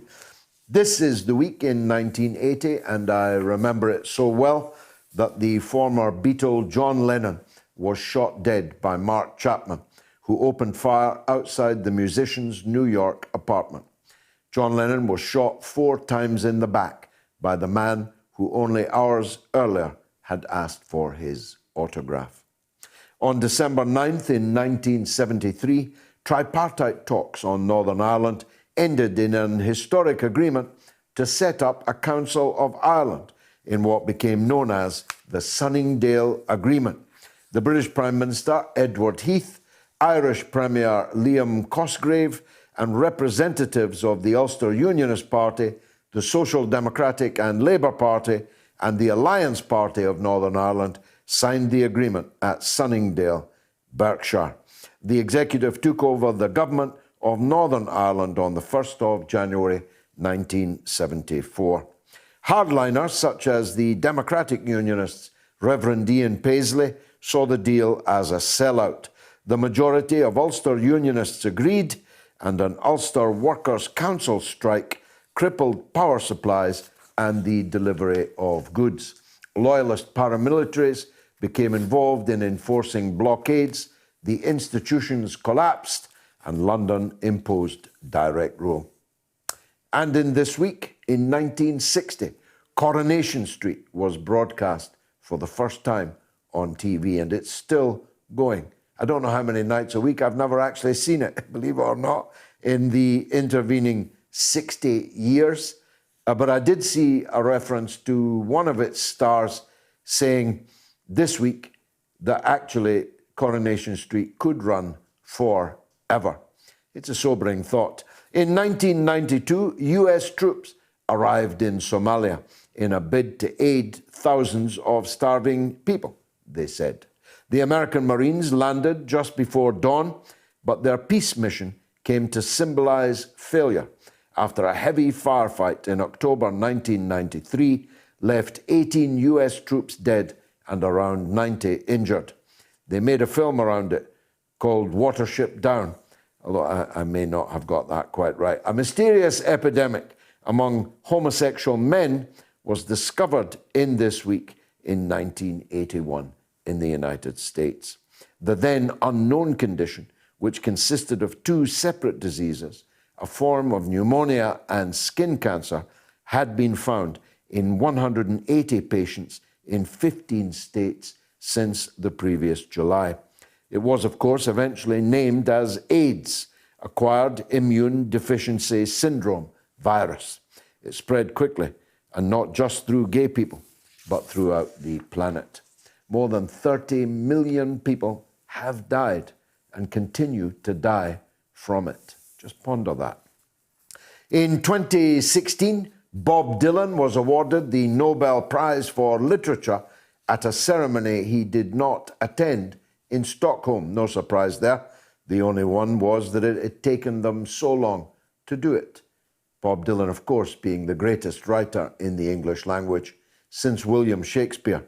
Following the Pearl Harbor attack in this week in 1941, Hitler and Mussolini announced that they too were at war with America, which retaliated with its own declaration of war on the forces of savagery and barbarism.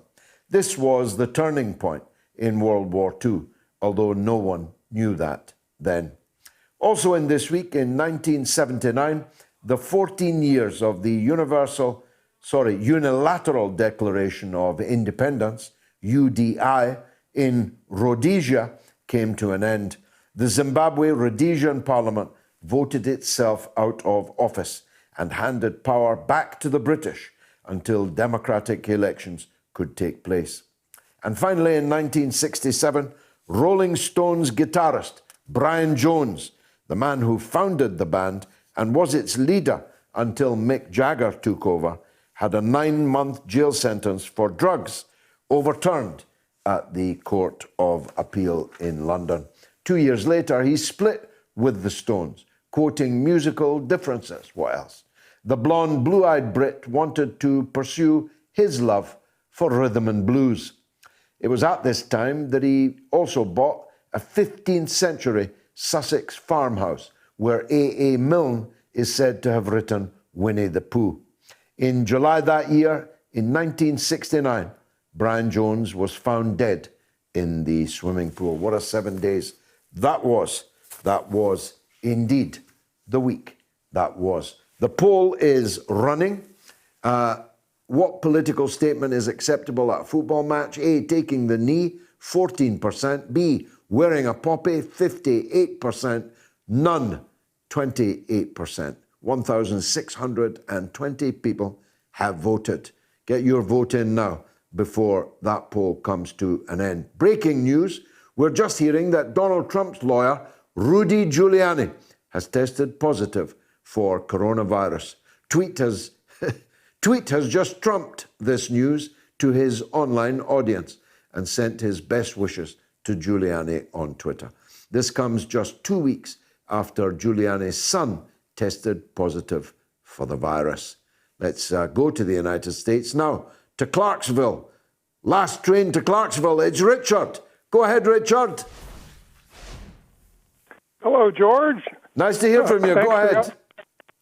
Thanks for the opportunity here to talk to you and all your listeners. I've talked to you before. I'm interested in the People's Party, or I say but I'm speaking generically. I don't know that we actually have one that exists yet. No, not yet. But what I'm interested in is, I hope as many people out there of a similar mind will keep their minds open, as I'm trying to do.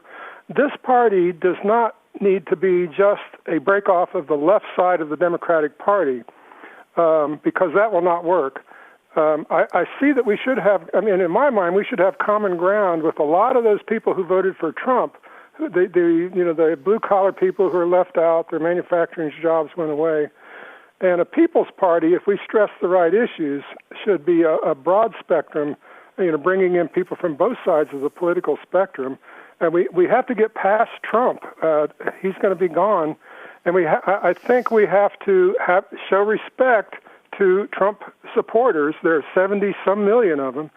And we have to try to get our fair share of those who see eye to eye on such things as trade unionism, ways to bring back American manufacturing, a higher minimum wage, benefits for all people that help working people, such as national health insurance, a good program, and improving Social Security and retirement. That would help everybody at a working level. I can see people who may be on the left, maybe young millennials without a whole lot of money, and Trump voters who were the white, non-college educated, kind of left out manufacturing types. We need to pursue policies and come up with ideas that make a way for these people to be successful back into the American way of life, and a chance to get to a prosperous middle class. One way of doing that, I think, would be an FDR-style infrastructure program. We have the American commercial freight system is very important to our economy, but the infrastructure is very crumbling and very neglected. And that would be one point to spend some money, some taxpayers' money in a good way, as FDR did. Let's never forget that FDR used socialism to save capitalism. A lot of capitalists don't want to believe that, but that is true. I mean, that's an exceptionally well-argued analysis, Richard. I agree with every word of it. The movement for a People's Party must not be plastered in hammer and sickle and red stars and pose with the kind of leftist rhetoric that much of the left is devoted to. It must not be a continuation of woke, liberal identity politics, as so many people on what they think of as the left in the United States are and do. It must be genuinely People's Party, speaking directly to the objective needs of the mass of the American people, who are working class people, who are people dependent on their wages, on their salaries to live, millions of whom no longer have wages or salaries. Objectively, I believe that will take them in a leftward direction, but they mustn't not be prepared to get onto the train. They have to be enticed onto the train. And the best way to do that is with the kind of program for the material needs of the working people, as you described them, to be offered by this new People's Party. I would add that an important part of the People's Party program must be an end to the United States making war against other peoples everywhere else in the world. And that too can be something that can appeal to many of the working class voting base that put Trump in power 4 years ago. Now, Richard, George, go on. Last word. Yes. Last word. Yes, George, you actually you hit on my next point. My next point was going to be the other major area that people across this political spectrum could have in common is to stop stupid foreign wars and avoid future wars and use that money. Well, first of all, from a moral standpoint, that's what we should do. And I think people would respond to the fact that we respect our soldiers enough not to put them in harm's way for such stupid ideas. And that money can be much more better used to rebuild things in this country. And the other part about foreign policy, I mentioned trade unionism. I think we need to make it an international kind of a program or an attempt to, if you help one worker anywhere in the world, I think you help all workers. And that's one way to do something about wages that are so low that it's hard for Americans or possibly British workers to compete with. If we can rise up the wages, the benefits all around the world, if we can use that as the American foreign policy to try to support workers in every corner of the world, like I said, to help one worker helps all workers everywhere on this planet. Now, Richard, speaking of trains and Clarksville, you sound just old enough to know what that song was about. Would you explain it succinctly? Yeah, well, wasn't that Tommy Boyce and Bobby Hart? I think those are the guys involved. And we actually had a restaurant here for a while. Of course, they all fail with their situation now. But we had a restaurant here called Last Train in Clarksville. But I don't think Clarksville, Georgia was the Clarksville involved. There's a Clarksville in Tennessee and others. But beyond that, I'd have to defer to you, George. I really don't know the whole story. I'm curious myself. The song Last Train to Clarksville, and I'll meet you at the station. Yeah. It was the place from which the American soldiers flew off to Vietnam. So when you said you were catching the last train to Clarksville, it meant you were bound for the Vietnam War or the American War on Vietnam. Richard, thanks very much indeed. Let's hear from Eve in Idaho. Go ahead, Eve. Hello, George. Thank you to have me on. First, I want to talk about the election, but what your previous caller say is absolutely accurate. There is a strong movement of anti-war, pro-middle class, which is on the left and on the right, and they should find a way to get together. Now, about the election, I have a slight disagreement with your opening, in the sense that you say Trump was cheated, and I completely agree, but he cannot prove. And I believe that he proved it in Georgia, and he essentially proved it in Pennsylvania, because we know now that there was a 1.8 million absentee ballots sent, and 2.5 million came back. So there is 700,000, which we don't know where they're coming from. In addition, an election from a mathematical point of view, is to establish a one-to-one mapping between a bunch of ballots and a real population. As long as you have not checked for the signature and everything which allow to do this mapping, you have not verified the election, and it takes a long time. And contrary to what Rachel was saying, I think they have been pretty smart, because when you look at the beginning of the story, they had people like Sidney Powell, who talk about, Nicaragua, Venezuela, China. She was all over the place. It did not make any sense. And that was a very good way to let the CNN and so on going all on those tracks, because what we have to do is to get those 1,000 affidavits with very, very precise things. And this work needed to be done. And you can see now that it's coming out. Well, I don't necessarily disagree with what you say. I don't speak for Rachel, of course.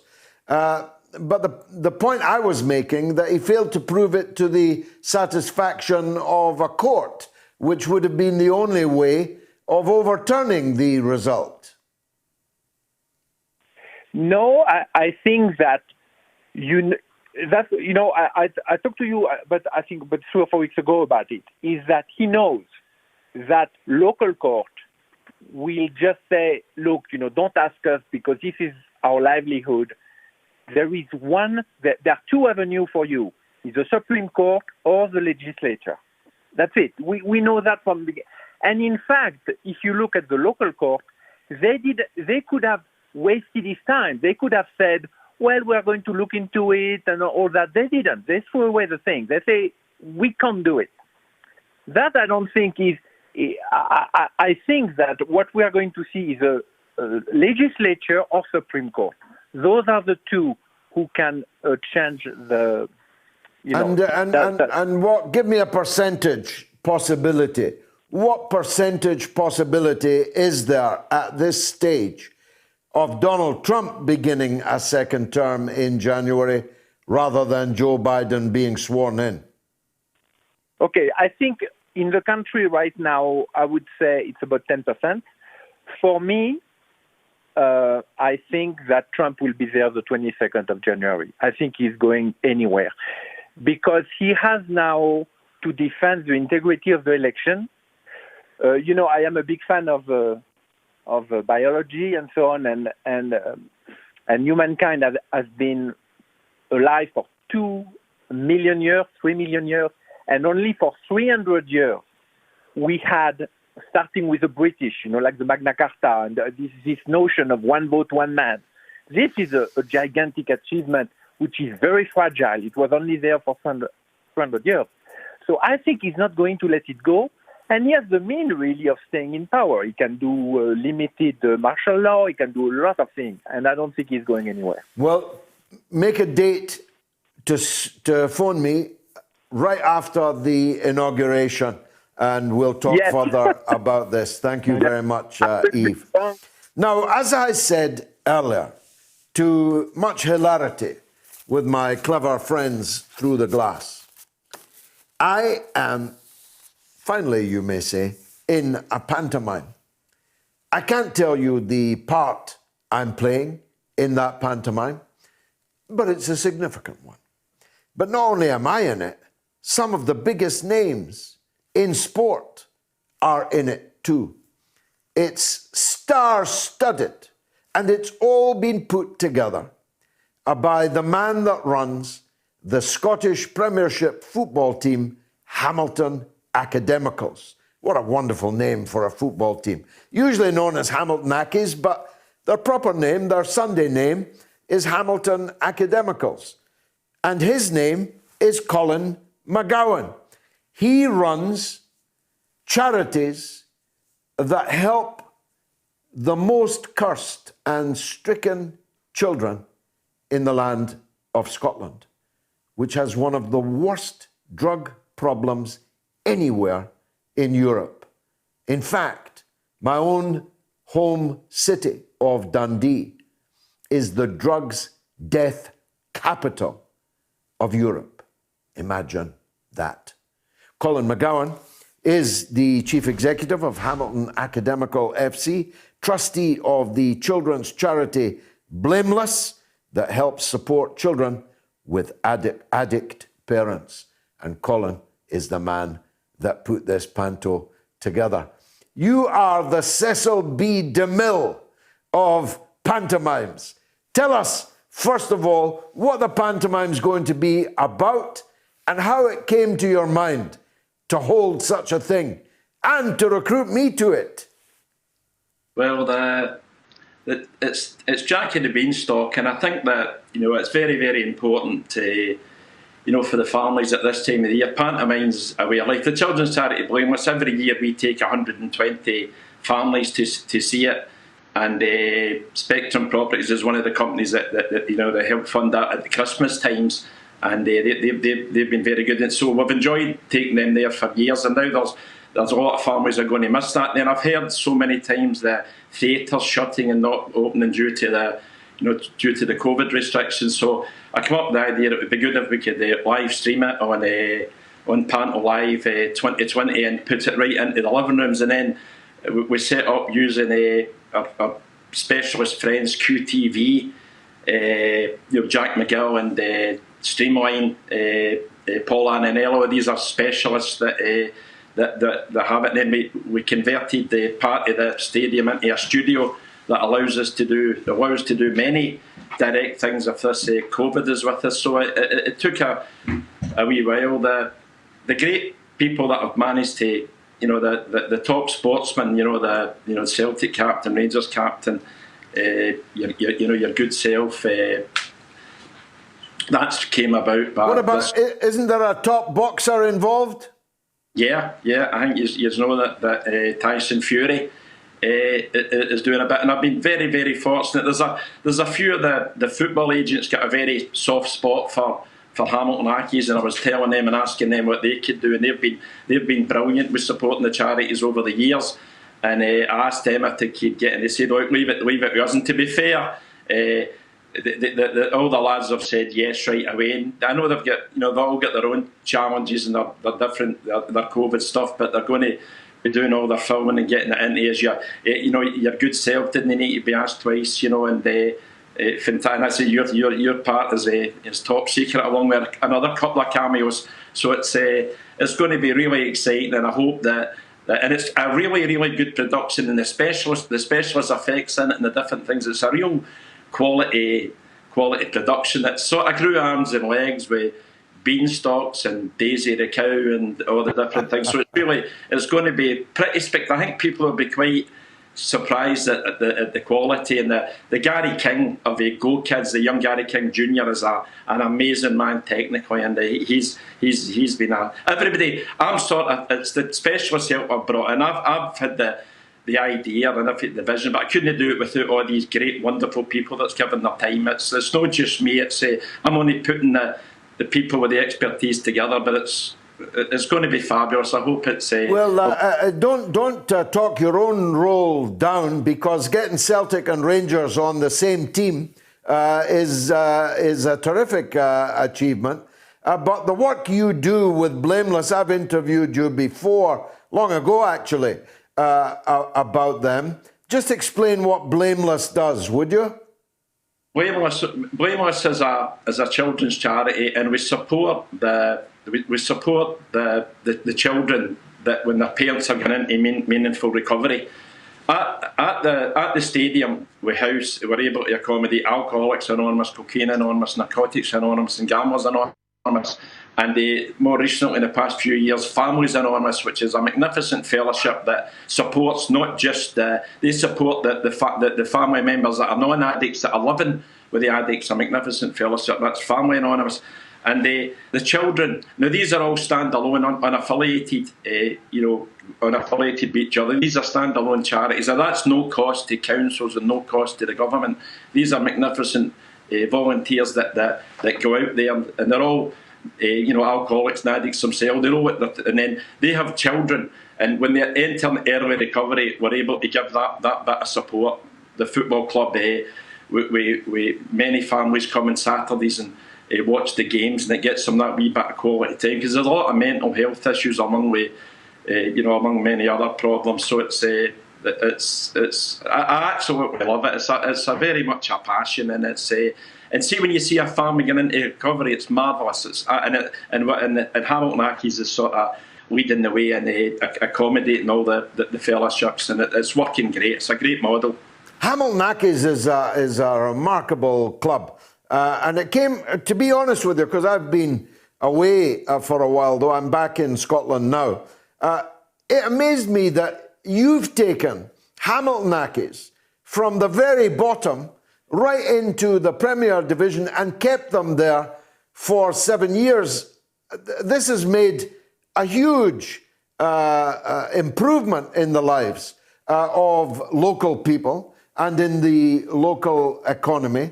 And therefore, it was a bit of a shock to me to see that the local authorities have done you a bad turn recently. Tell us about that. Well, we could do it. Firstly, on the football issue, I've got an unbelievable board of directors: Ronnie McDonald, Alan Maitland, George Cairns, Les Gray. They look after all the football side. It's 10 years in the Premiership with 7 years consecutively. And these men have got 200 years of football experience, and they've done that. The council, South Lanarkshire Council leaving.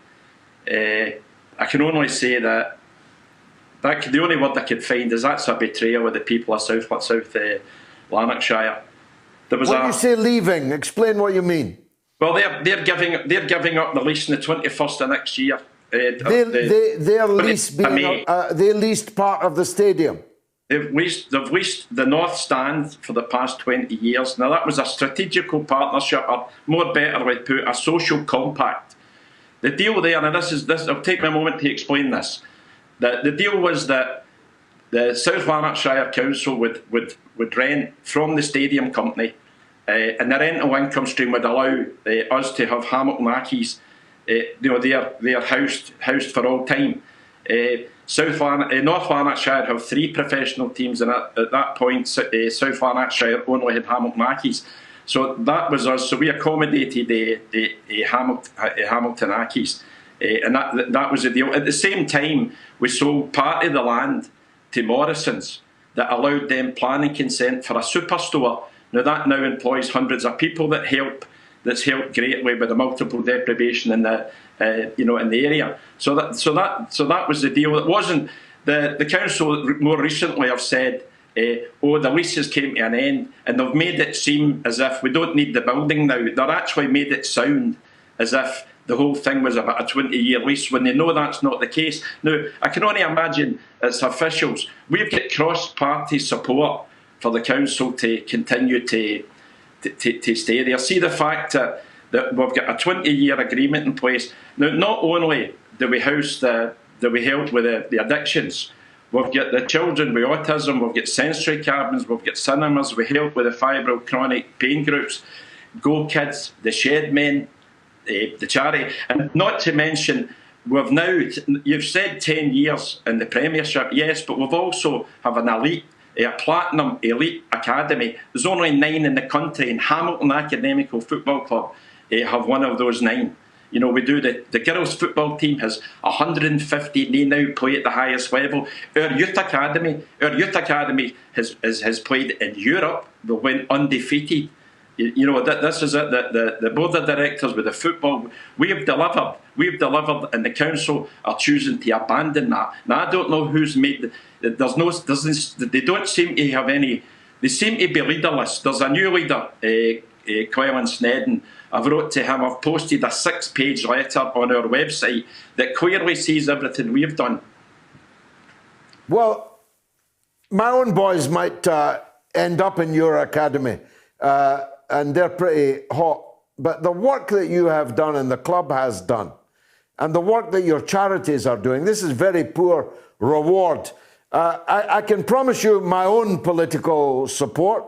I am, as you know, involved in the local community, and any platforms I've got, Colin, treat them as your platforms. We'll return to this subject. Finally, just remind people how they can support the pantomime. They don't even need to watch it, but they can still support to it. What can they do? Well, firstly, it's going to be a great show, but there's also the Just Giving, I believe, that you've been good enough to put on the screen, or even better still on the other issues. If they got the answer, see if the council would turn around and give us some answers on that. That would be better if they reconsidered their position on that. Because as I say, that one of the bigger issues is that is a betrayal of the people. Hopefully mentioning that on there might help bring the new leader. Politicians have got to be very careful about betraying the people, as many have found, and so they should pay attention to this interview tonight. I hope that they will. George, one thing I was going to say, that Hamilton Accies, see Whitehill, Blantyre, they need a voice. I would support anybody that came to be a voice of the people there, because the people, there's nobody listening to me anymore. So we need a voice there. It has to be a voice that has to come there and be heard. And they have to take heed of this. This isn't about saving rent for South Lanarkshire Council or moving into a cheaper building. We're talking about people's lives here. We're talking about the work that we've done to drag Hamilton and the different parts of the areas in Lanarkshire out of the multiple deprivation areas. That's the reality. They need to sit down. They cannot be allowed to say that this is only about saving rental income.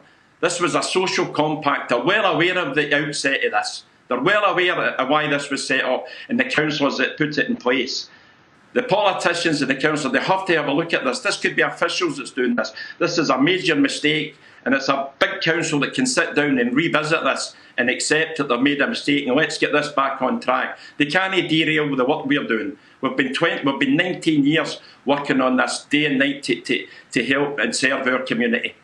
Well, I'm at your service, and I'm a voice. Colin McGowen, many thanks indeed for joining us on the mother of all talk shows. Much obliged to you. Now, the second poll is up. Who should play the horse's rear end in my pantomime? Well, it's Colin's pantomime, but I'm in it. A, Boris Johnson. B, Sir Keith Starmer. C, Donald Trump. Who's the horse's ass of the year is essentially the question that we are asking. Let me squeeze a quick call in before the news. Graham is in Ayrshire. Go ahead, Graham. Hi, George. Hi. I wanted to talk to you about the public trust in the vaccine that was announced this week, the Pfizer vaccine, that is for COVID-19. Yeah. I think this is a really important matter because obviously if no one takes the vaccine, it's not going to prevent any outbreaks. And in order to achieve that, we need the public to have trust in it. Millions will be taking it, Graham. Don't be in any doubt about that. Every person I've spoken to this weekend, which because of football is a large number, is straining at the leash to get the vaccine. Well, there was a poll done this week that found that 10% of people would probably be in that anti-vaxxer category, so that's 10% that won't take it. Yeah, and 90% will. That's about right, I think. Yeah. Right, sure, but there's also a 50% who are hesitant about the vaccine, and that's quite significant as well, because I think in order to get that 50%, which is one you really want to target, because they are not impervious to facts like the anti-vaxxers are, I think we need to have a proper dialogue about this vaccine and talk about both its strengths and its limitations. And I don't think the scientific community so far, and the media at least, have done a really good job of that. Because every time they're on TV, they seem to be, I suppose, very effusive, maybe even sanguine about the vaccine. And there's that kind of lack of critical engagement with the evidence at the moment that I think is going to be a big problem because of the past year. Public trust is so low, not in just the scientific community, obviously in big pharma and the government as well. And these are things that I think have to be addressed. And one thing in particular, when I'm talking about the limitations of the evidence, is that none of the people who are praising the vaccine that we're seeing on TV have actually seen the data from the phase 3 trials because it hasn't been published for public scrutiny. So if you want to have that higher uptake, I think we have to be engaging with that, and I think we have to have the actual public the data made public so that people can scrutinise it for themselves, so that we know that the scientists themselves are scrutinising it. And at the moment, what we're relying on basically is the MHRA's word. They've done the review and they've told us it's very rigorous. And for my money, it probably will. We probably can trust them on it. But you've got to remember the public's come through a year where they've been told by scientists not to wear masks to start with, that schools and universities should stay open, airports could stay open. That was meant to be safe. They even prompted at one point, they wanted to go for that natural herd immunity. So this confidence in scientists' words on things isn't going to be good enough. Well, I'll tell you what, stay tuned, Graham, because Dr. Brar's up right after the news. I've certainly got confidence in him, and I think you should too. So wait to hear what he says on the points that you have made. Kindly, please. Thank you very much. I'm late for the news with Jamie Lowe. The mother of all talk shows. The only education you can get for free. Radio Sputnik. We speak your language. Find us at SputnikNews.com.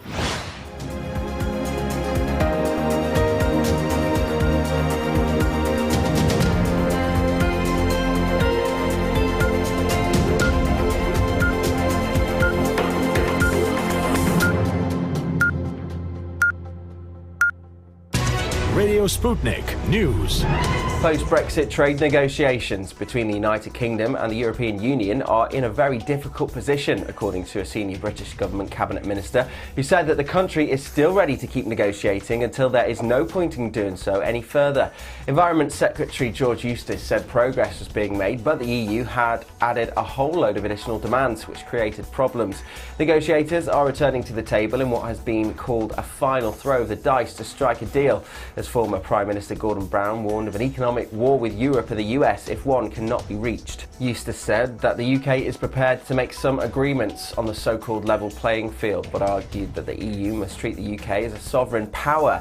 However, there were still sticking points on fishing and business rules remaining. One of the disagreements is over access to UK waters by the EU's fishing fleets, an issue which erupted last week, with the UK accusing the EU of making extra last-minute demands. Another is what measures there should be to enable a level playing field for businesses on both sides. If a deal is not reached, border checks and taxes will be introduced for goods travelling between the UK and the EU at the end of the year. The National Health Service will begin what it has deemed the largest rollout ever of a vaccine in UK history on Tuesday, according to the Department of Health. Frontline health staff, people over the age of 80 and care home workers will be the first to get the COVID-19 vaccine. In England, 50 hospitals have been initially chosen to serve as hubs for administering the vaccine. Refrigerated containers holding the vaccine doses have been arriving in the UK from Belgium and are being prepared to be moved from secure locations to hospitals. Scotland, Wales and Northern Ireland will also begin their vaccination programmes from hospitals on Tuesday. The streaming service Netflix says it will not warn viewers of The Crown that some of the scenes are fiction. Responding to calls for a warning from Britain's Culture Secretary Oliver Dowden, the company has said the series has always been billed as a drama, and as a result they have no plans and see no need to add a disclaimer. Dowden had said earlier that younger viewers may mistake fiction for fact when watching the fourth series, which shows the breakdown of the marriage between the Prince and Princess of Wales. The Crown's creator Peter Morgan has called the show an act of creative imagination.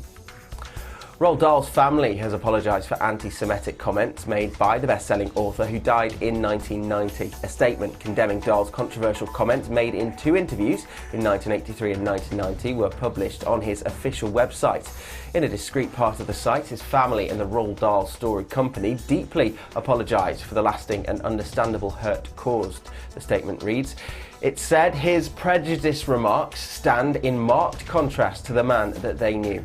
Roald Dahl first made anti-Semitic comments in an interview with The New Statesman in 1983, and 7 years later in the piece for The Independent, the author acknowledged he had become anti-Semitic. In 2018, the Royal Mint chose not to issue a commemorative coin on the 100th anniversary of his birth because of his anti-Semitic views. Dahl's novels include Charlie and the Chocolate Factory, Matilda and the BFG. All have been adapted for the big screen. US President Donald Trump has held his first rally after losing the US presidential election. The event in Georgia comes before key Senate runoff elections there in January, which will decide the control of the upper house. Trump has repeatedly refused to admit his defeat and made numerous unsubstantiated claims of voter fraud. Ahead of the rally, he criticised Georgia's Republican governor on Twitter, calling on him to help overturn Joe Biden's election victory in the state. Biden will take office on the 20th of January, regardless of whether Trump admits defeat. Residents of a coastal resort town on a popular Australian holiday island have been told to leave immediately by authorities as a bushfire worsens. Firefighters are struggling to control the huge fire on Fraser Island off the east coast of Queensland. The bushfire was sparked by an illegal campfire in mid-October and has destroyed at least 82,000 hectares of the UNESCO World Heritage Site. A heatwave in southeast Australia has exacerbated bushfire conditions. The Fraser Island fires are among the most serious since the end of last summer, and Australia's 2019-2020 bushfire season was its most intense on record, though not its most deadly. Venezuelans are today choosing the 277 members of the National Assembly in an election which is being boycotted by most opposition parties who've denounced it as a fraud. The election comes amid a 2-year power struggle between sitting President Nicolas Maduro and opposition leader Juan Guaido. The National Assembly, with Guaido at its helm, is the only institution not controlled by Maduro's socialist PSUV party, but that is almost certain to change in this election. And finally, chess is enjoying an unprecedented boost in popularity because of lockdown and the success of the hit TV show The Queen's Gambit. Set in the 1960s, it follows the story of fictional child prodigy Beth Harmon, who rises to become a grandmaster in the male-dominated world of chess. Garry Kasparov, the former chess world champion and one of the sport's greatest players, acted as a consultant on the show to ensure authenticity. He said the show show refuted the image of the game of chess as something that could turn you into a nerd or just make you crazy. According to the International Chess Federation, in the 10 days following the release of the Queen's Gambit, searches for the words chess set on eBay surged 273%. That's a search every 6 seconds. The Federation said that following the show's release on October 23rd, in the middle of the COVID lockdown, chess has enjoyed a huge surge in online interest. At the beginning of 2020, up to 11 million games of chess were played online every day. After lockdown, this number had increased by up to 17 million, while these platforms recorded an increase in 40% of new accounts registered. And that's the latest here on Sputnik News. I'm Jamie Lowe.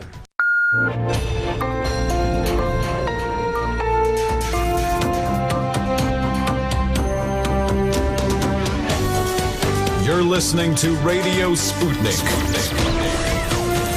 Telling the untold. Welcome to the Open University of the Airwaves with George Galloway. Only on Sputnik Radio. Just listening to the news there, why do these superannuated prime ministers and ministers always warning Britain about a trade war with Europe? Why don't they warn the European Union about the consequences of a trade war with Britain? Why are they always on the side of the others and never on the side of their own country? Gordon Brown, representing a Labour Party that is overwhelmingly considered in the country to be a party that doesn't actually like Britain very much. And they haven't yet cottoned on to that. Look, if you want a deal, then make a deal. But if you are now adding at the last minute a raft of new demands, including the demands that we allow European countries to catch 2/3 of our fish, and that we are not allowed to give state aid, say, to the car industry or the steel industry, well, I'm afraid I don't want that kind of. If that's the terms of your deal, then get on your pantomime horse and beat it out of town. That's my point of view. I support Brexit, yes. I'm not against having a free trade deal with the European Union. But don't try and make a deal that renders Brexit null and void, which prevents us doing the kind of things that we voted for Brexit in order to do. Do you see? And if they drag that Gordon Brown out for anything else, I swear I'll scream every time I see his grisly visage on the television.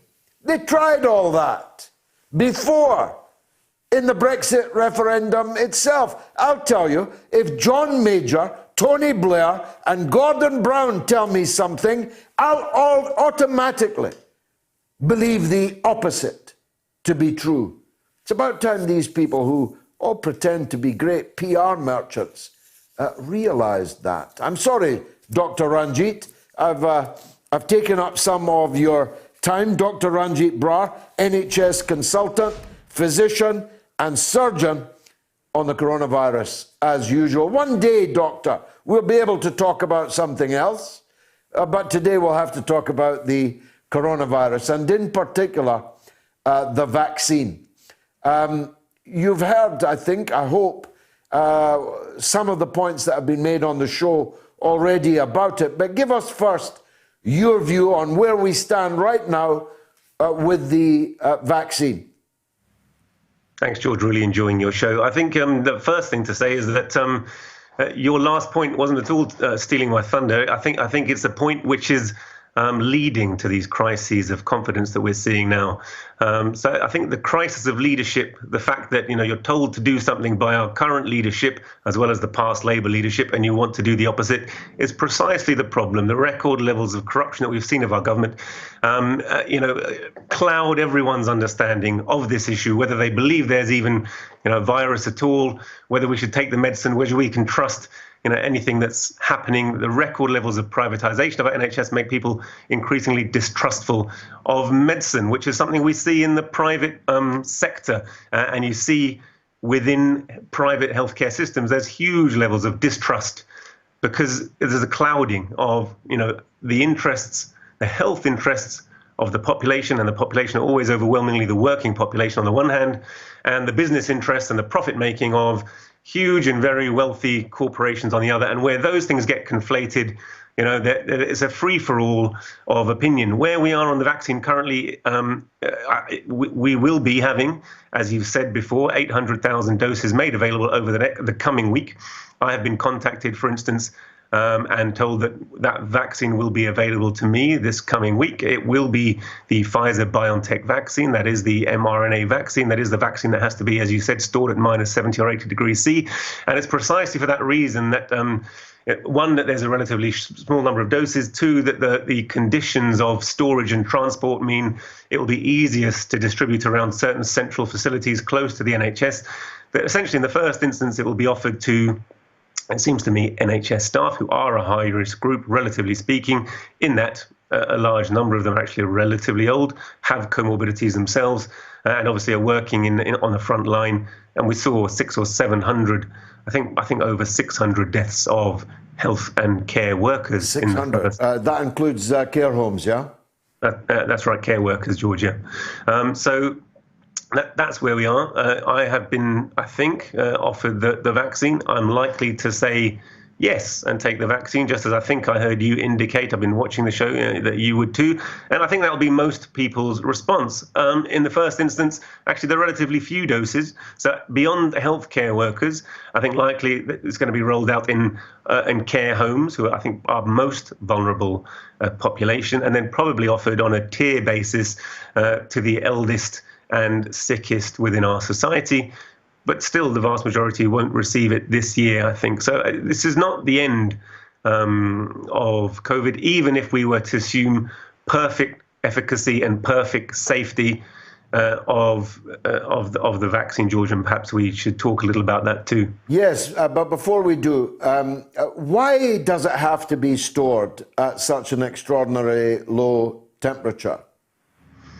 Well, this is not a common or garden vaccine. Most of the vaccines that we have, the initial vaccines, the polio vaccine, for example, were based upon an inactivated version of the actual virus itself, and that's a protein.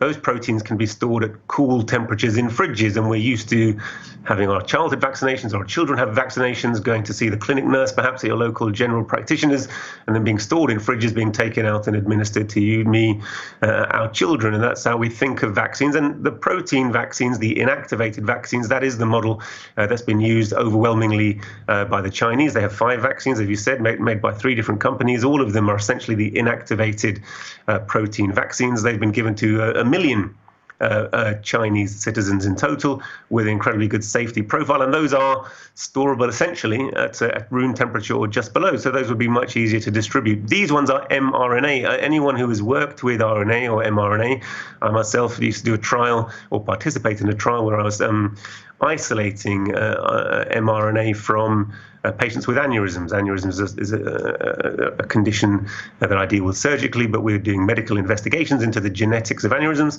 And if you extract RNA and DNA from cells, it's unstable. And so to preserve its structure and function, it does need to be stored at low temperatures. And minus 70, we used to have to put it in dry ice. So with carbon dioxide, the stuff that produces the smoke for effects on TV screens and cinema productions. But we use that to keep a temperature of minus 70 whilst transporting it within kind of rapid delivery mail system.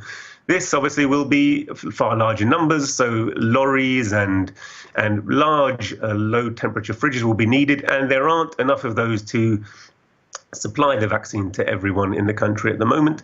I mean, these statements are being produced which really are just the initial press release of the company themselves. They've been released and reproduced by agency after agency, by the government, and then the government circulate them to other people. And I've even had it from the Royal College of Surgeons, but essentially I can see it's the same document cut and paste that's delivered by the company themselves. So we are at the point where they're assuring us that they have a great level of knowledge and experience of distributing cold vaccines. But really, this would be a world first. And certainly to imagine that the entire world could take such a vaccine would be a far-fetched scenario, George. Yes, quite. I mean, portability within our country is one problem, and it's a big one. Portability internationally to poor countries with less reliable electricity supply and so on would be impossible. I think that's right. And I think it's very unlikely that this vaccine will get widespread currency in the world, partly for that reason, partly because it's a new technology, and partly because actually, the results, as one of your callers was saying, really haven't been adequately published. We have to assume that they've been shared fully and scrutinized by the MHRA, the Medicines and Healthcare Regulatory Authority, and that the safety data is good. But so far, all I've seen is that a press release stating that the safety data is good. So I hope it is, and I'm sure it is for that small number of patients who participated in the trial, which is 44,000. Makes it a large trial, but a very small number compared to the numbers who are about to receive that vaccine. And I look upon this next wave of injections of the NHS as being the largest phase of the trial so far. And we will have more information. I hope that there will be very rigorous screening of the patients my colleagues, really, myself and my colleagues and other people around the country who take the vaccine, and I hope that it will prove to be safe and efficacious as indicated. But it does concern me that the results haven't been published. There's not really been peer review, that the follow-up period is very short, that we're assured that this works for all people in all countries in all parts of the world. But we haven't seen really whether one arm is comparable to the other. I mean, there's a kind of very standard. Again, I have designed and run randomized controlled trials, and it's a very rigorous process.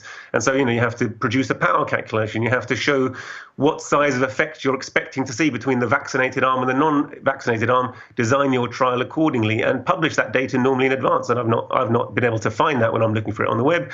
You have to share your results in a certain way, be very rigorous about the statistical methodology that you use. You have to normally peer review your process, show that it's very rigorous in its double blinding, and show that the two arms really are the same, that the vaccinated and the non-vaccinated arm, are they comparable? And if we really look at this trial, and even if you pool everyone, really you're looking at the unvaccinated arm having a far less than 1%, maybe half of 1% or slightly more of them contracted the virus. And that seems very low. If we're really talking about the United States and Britain, if we look at the current figures, in the United States, 15 million people have had the virus. It means that far more probably than 1% of the population have had the virus. Indeed, they're talking about close to 1% of the population having died. So, 66,000 out of 66 million would be 0.1%. The figures don't seem quite to add up. Certainly, if you look at the hotspots, we think somewhere between 5 and 20% of some populations, high-risk populations, will have already had COVID. If that's the case, you would expect to see a far higher number of people within the non-vaccinated arm contracting the virus. It doesn't seem right that people who haven't had the vaccine are also protected within the trial from getting the virus. So there are many questions, I agree, which are left unanswered. And I think the best way to answer them is simply to publish the data, let them be scrutinized. And that's kind of unanswerable. That's something that we can all believe in, other than those who will never be convinced and will never be convinced by the technology of vaccination. And I'm clearly not in that camp. You aren't. Most people aren't. Vaccination in general is a good technology. But this is a new kind of vaccine. And they've not been transparent in the way they publish data. And as we talked about yesterday, they had a conference and said they would start using, celebrities to push the vaccine. Matt Hancock has said he'll have the vaccine live on TV. I've even heard that the Queen, though she won't have it live on TV, will let it be known that she's had the virus. So all of these kind of media tactics to promote a vaccine rather than simply sharing the data and letting us scrutinize the knowledge base, which would be normal. I think, add to people's sense of disquiet. So I agree with you. Probably most people will take the vaccine if offered. Talking of questions, Doctor, they're banking up here. Would you be so kind as to listen in to some of these calls? Absolutely, love to. Wayne in Cheshire. Go ahead, Wayne. It's a pleasure to be on the show. Thank you, sir. I think I'll be one of the first to be asked or ordered to take the vaccine, but this first one, the Pfizer one, I will not be taking it. I've done a lot of research on it on the government website and the Pfizer website and ulterior media. I've come to the conclusion that, well, it actually says that the one that we're about to have changes your cells on a genetic level. Now, the other vaccines, such as the Russian Sputnik, etc., they are made the old-fashioned way, the same as when you get a flu jab. Now, I'm willing to take that, but I am not willing to have my genetic level on my cells to be changed in such a way that we don't know what are the side effects for the future. Plus, another concern of mine is that this one is $38 a vaccine. The Sputnik one is $8. Why aren't we using that to save money? This is a question Dr. Brar and I have spoken about many times. Not only is the Russian and the Chinese vaccine more efficacious, more widely trialed, but it is virtually at cost. It's $8 as opposed to, what did you say, Wayne, more than 30? 38, 37. 30, nearly $40. Dr. Brar, what do you say to Wayne's points? I think I agree with the substance of what he's saying. I mean, there is a scientific point on which I do disagree, Wayne, and we've talked about that a little bit before as well. So these messenger RNA is a substance which, so your normal way your cells work is they have a nucleus that's full of DNA. That DNA carries a code which can be transcribed or translated into messenger RNA that goes outside the nucleus into the protein manufacturing mechanism, the Golgi body, the rough endoplasmic reticulum, these parts of the cell which make proteins. And that is then used in these ribosomes, which then translate that into a protein. So really, there's not a huge difference between giving the mRNA and giving the protein. It's just there's a stage whereby your cellular apparatus, just as it is affected by a virus and produces certain proteins, so this vaccine will encourage it to create a protein, and that protein happens to be the spike protein that is displayed by the certain parts of the immune system to your white blood cells, and so your acquired immunity then is able to make antibodies. So it's just a way of training your own body to make antibodies to a part of the COVID virus. I don't think it's true to say, I've seen these kind of, and that is just a false claim, and it's sad. That's a misleading claim to say that this is going to affect the genetic structure of the people who take it. That's not true.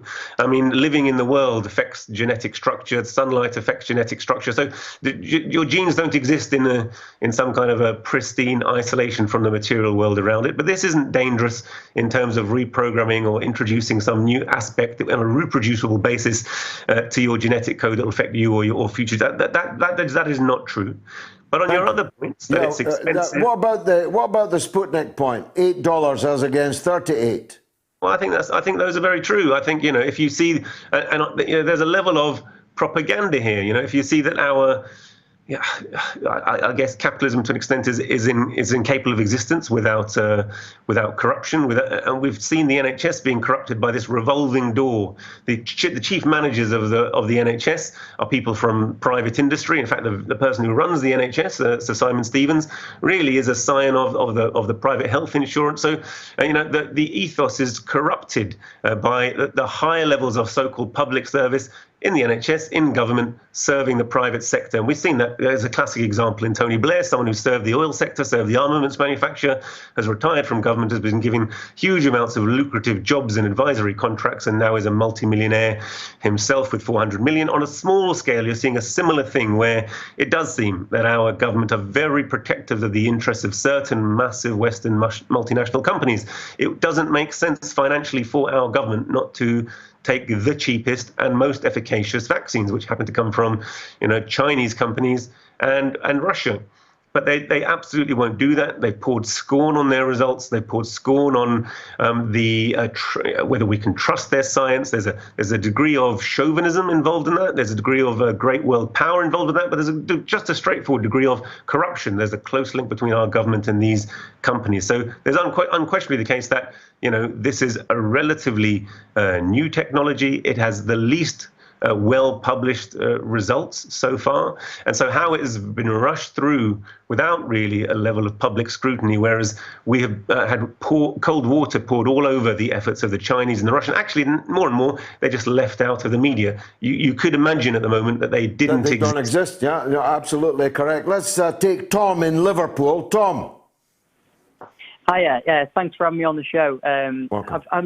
I'm also just concerned, not so much, I'm not an anti-vaxxer and never would be kind of down that path or train of thought, but I've been reading the actual published government document of the side effects and the possible adverse reactions to the vaccine. I've actually got it up now while I'm speaking, just so I don't misquote it in any way. And other than obviously some of the side effects being the pain and the general side effects of vaccines and stuff like that, it has some concerning sentences in the report, such as effects on fertility. It is unknown whether the COVID-19 mRNA vaccine BNT1216-2B2 has an impact on fertility. So it just outright states that it is unknown what kind of effect it's going to have down the line on fertility in general. That's all it says about that. I didn't know that. Good question, Tom. Let's hear Dr. Brar on that.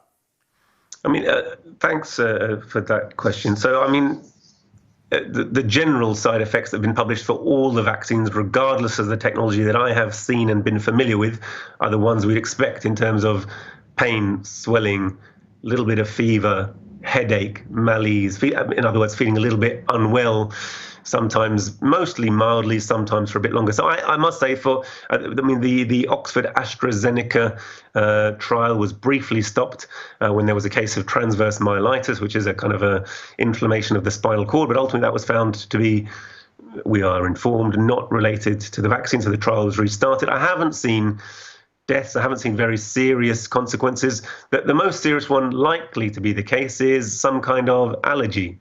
Even if a small percentage of people develop some kind of allergy to one of the vaccines, then that could have serious implications in terms of its safety profile. But that hasn't been reported in any of the data I've seen.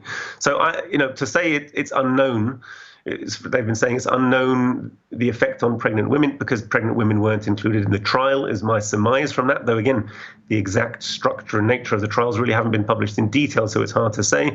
So they're not recommending that pregnant women take the vaccine. But fertility, I've not seen any implication that it would. I'm not sure the mechanism by which it would affect fertility. So I think this is simply in the realm of unknown at this stage. And while that's disquieting, there's an extent to which every new medicine, when it first is introduced, we don't know its effect on a huge number of people. And all medicines which are introduced have an ongoing system of reporting, whereby if a number of cases of a suspected adverse event linked to that medicine come to light, this should be flagged up to the regulator. Use of that medicine should be temporarily suspended, or that an investigation should be conducted to see whether there truly is causality. So this level of scrutiny I would absolutely expect should attach to this vaccine as it's being rolled out, as it would be to any other medication. But I don't know. I haven't heard of any specific problems with the reproductive system. Thanks for that, Tom. There's a call from China, Hong Kong in China, from Christopher. Go ahead, Christopher. Yeah, how are you this evening, George? Pleasure to be on the show, and pleasure Lovely to be on the show with Welsh Ranjeet, actually. accent coming from China. Go ahead. Yeah, I do like my accent as well. Ranjeet's been quite correct in most of the observations he's made with regards to the UK and NHS rollout of the Pfizer vaccines. No complaints there, actually 100% on the ball. With regards what's happening here in Asia Pac, actually actually is quite a lot happening, I must say. Presently, we've got 5, as China has 5 registered vaccines with WHO, World Health Organization, and we've got another one coming online now. So that's 6 candidate vaccines from China. Very good news. The bad news is Asia-Pac's also seen a large uptick in COVID-19 infections over the past 3 weeks. Indonesia's being hit severely, Philippines being hit severely, Hong Kong, where I am, is being hit significantly. We're back on shutdown again. Japan, Tokyo, 500 cases a day. South Korea, 1,000 cases a day. It's not looking good.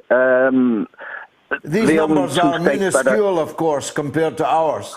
Oh, compared to Europe, these are small numbers.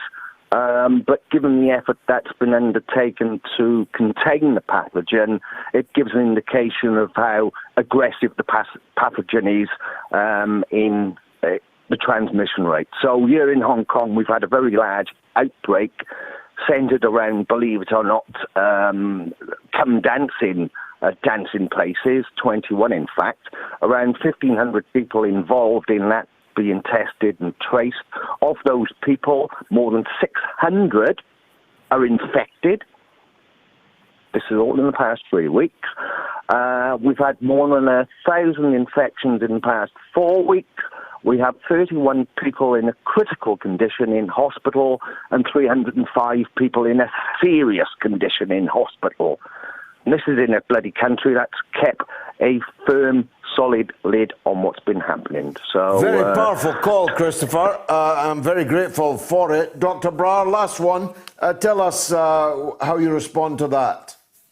Well, I think it's right. It shows it's a global problem. With this week, actually, in terms of the virus overall, in terms of tested cases, has been the worst on record. So there's been an uptick of 5 million cases this week, and we've seen days where almost 700,000 people around the world have contracted the virus, but test proven, and 13,000 deaths. So it shows you that China is taking this very seriously, precisely because they've been so effective, in shielding their population through amazing use of public health measures. They limited the virus in the first instance to less than half of 1% of their population. But that means that much more than 99% of the population are vulnerable to it. So vaccination has a big role to play there. They, as you quite rightly say, have 4.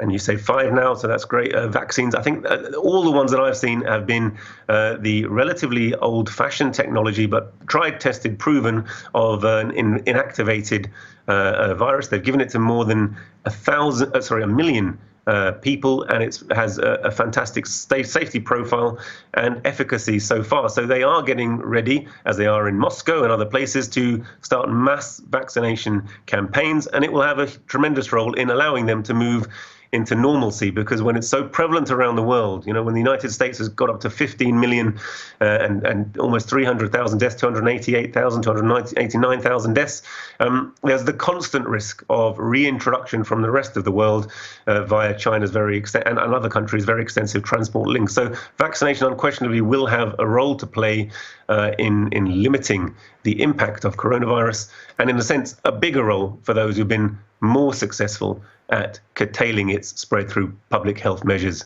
George. Dr. Brar, thanks as always. Very, very grateful to you. And thank you, Christopher, in China, for that call. Give me a 60-second break. Count them. Radio Sputnik. We are above all the latest developments, and we don't take any sides. Radio Sputnik, telling the untold. Want to know how international issues fit into local ones and how local issues fit into international ones?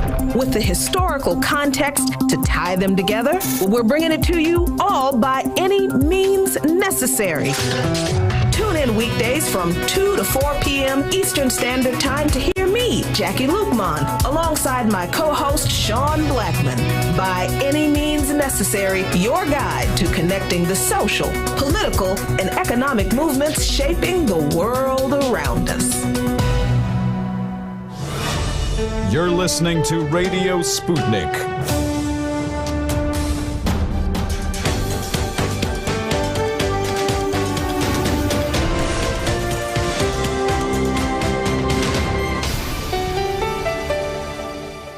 The mother of all talk shows. Join our faculty of legends, contributors, and callers. Everyone is welcome.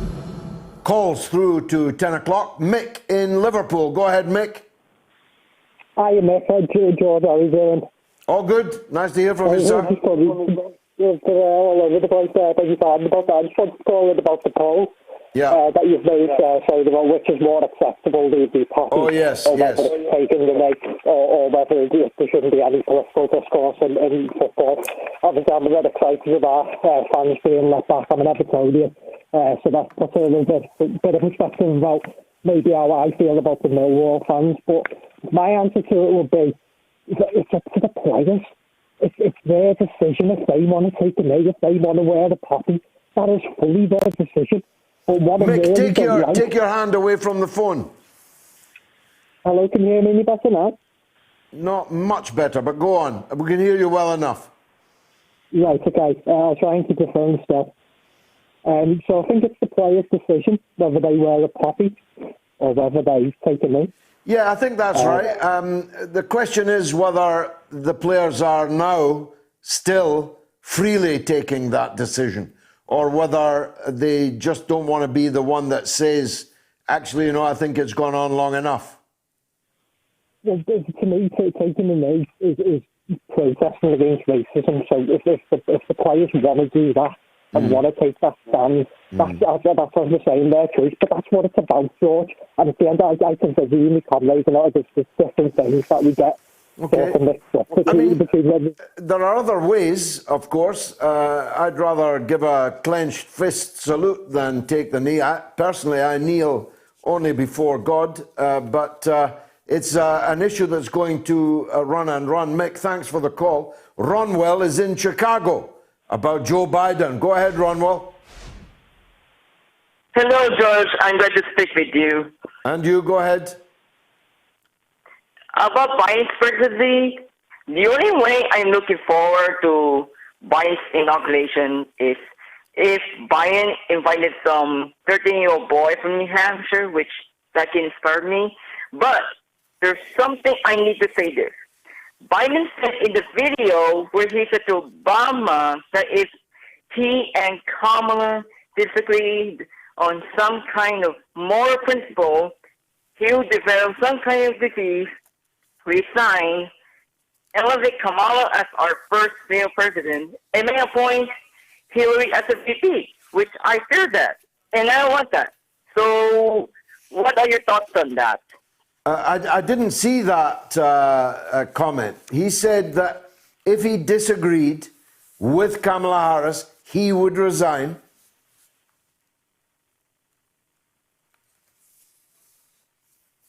I think we've lost Ronwell. It wasn't the greatest of lines. Let me read some stuff before the next call comes up. Adam says, football is a universal love for many. It's where we go to forget life's woes. If you're a supporter of a certain football team, as I am, that doesn't quite work nowadays. Jason says, no political gesture should be mandatory by club or manager. If, however, a player genuinely wishes to show solidarity with a political cause, then it's their decision and should be allowed and respected. Well, of course, the great Robbie Fowler was punished heavily for lifting up his jersey after he scored a goal and showing on his vest, support the Liverpool Dockers. Celtic have been heavily fined because a section of the crowd have flown Palestinian flags, although other kind of flags seem not to attract the same attention from the authorities. There's a lot of double standards is what I'm saying. Mike is in South Carolina on the election. Go ahead, Mike. Hey, George, good to talk to you again. Never miss your show. Thank you, sir. Go ahead. Hey, look, I talked to you Sunday after the elections here on the beginning of November, and I told you then that it was over and that there was no way that any of these things that Trump was bringing up are going to have any a possibility of changing the outcome of the election, and I still totally agree with that. But I do believe that I've been listening to you for the last few weeks, and you are bordering on the edge of some of this conspiracy stuff that would almost seem to make you irrelevant if you keep it up. Well, imagine me imagining that there could be a conspiracy in America. Yeah, I know what you mean. But here's the thing, George. Well, how does that make me irrelevant? In my lifetime, the United States has been riven with conspiracies, and very, very costly ones. And you're absolutely right. And I'm not saying conspiracies don't exist here, but they don't exist in this election as far as Donald Trump's concerned. He's lost this election. Well, that's but over. you're speaking as someone who doesn't like Donald Trump. I'm speaking objectively. I hate Trump. I hate Trump and Biden equally. Wait, George, I don't like Biden either. I mean, I think you know that I was the strongest Bernie supporter that there was. Now, if you want to talk about was the election stolen, yes, it was stolen. Did the Democrats steal it? Yes, they did steal it. Did they steal it from Trump? No, they stole it from Bernie. That's who they stole it from. Yeah, but if they stole it from Bernie, why is it such a leap to imagine that they went on to steal it from Trump? Because of the way it was stolen, George. It wasn't stolen by stuffed ballot boxes and all this that you're talking about. It was stolen with money, okay? It was stolen by the oligarchy of the United States, the same way the oligarchy steals elections in the UK. Yeah, if you want to know, exactly what happened? No, but Mike, if more absentee ballots come in than were sent out, then there would be an investigation. That is ipso facto fishy. George, listen to me. If, in fact, these elections that we're having now, as far as the actual ballots go, are way better than they ever were. If you remember back in the Bush years, when they passed the Help America Vote Act, there was no paper ballot at all. It was all done electronically, and it was all subject to thievery. Okay, Now every single ballot is done on paper backup. So if you need to recount the ballots, you can recount the ballots. Well, that's a fact, but you need to know that the person that filled out the ballot paper was entitled to do so. I know exactly what you're saying, but every single ballot that went out in the mail has a barcode that is unique to the individual that received that ballot. Yeah, but how do you look? I've been in lots of elections, as you know, Mike, and I can tell you that the British equivalent of the Democratic Party are absolute geniuses at collecting other people's ballot papers and filling them in. Absolute genius. George. And there's plenty of people behind bars for having done so. Anyway, the hour is against us, Mike. It's been a pleasure disagreeing with you. Jamie is in Malaga on Julian Assange. Go ahead, Jamie. Good evening, George. I hope you're well. Yes, by the grace of God, I'm good. Thanks. Glad to hear that. Thank you for accepting my call and for the good work you're doing for Julian Assange. Thank you. I said I'd call in to tell you if we'd had a response to my letter to the governor of the prison, Rob Davis. That's right. And sadly, there's been no response. And the situation is still critical. Julian is in solitary 24 hours per day in his cell with the rest of the wing. With infected prisoners, 65 prisoners have been moved onto his wing. So the state is an emergency, in my opinion. I have found that other members of our group who had written in for the same reason have had responses. They'd written in a week before me with slightly different letters, but they had a response. But a very, very sort of unhelpful response from the business manager, Mr. Harding, quoting government. The business manager of a prison. Exactly. What a strange... I remember when they had wardens. Exactly. No, it's extraordinary, and it's about 4 pages long, and it doesn't even make reference to the coronavirus. It talks about all the brilliant things they do for prisoners, and it denies that anybody is held in solitary confinement. It's an absolute farce. Depends how you define solitary confinement.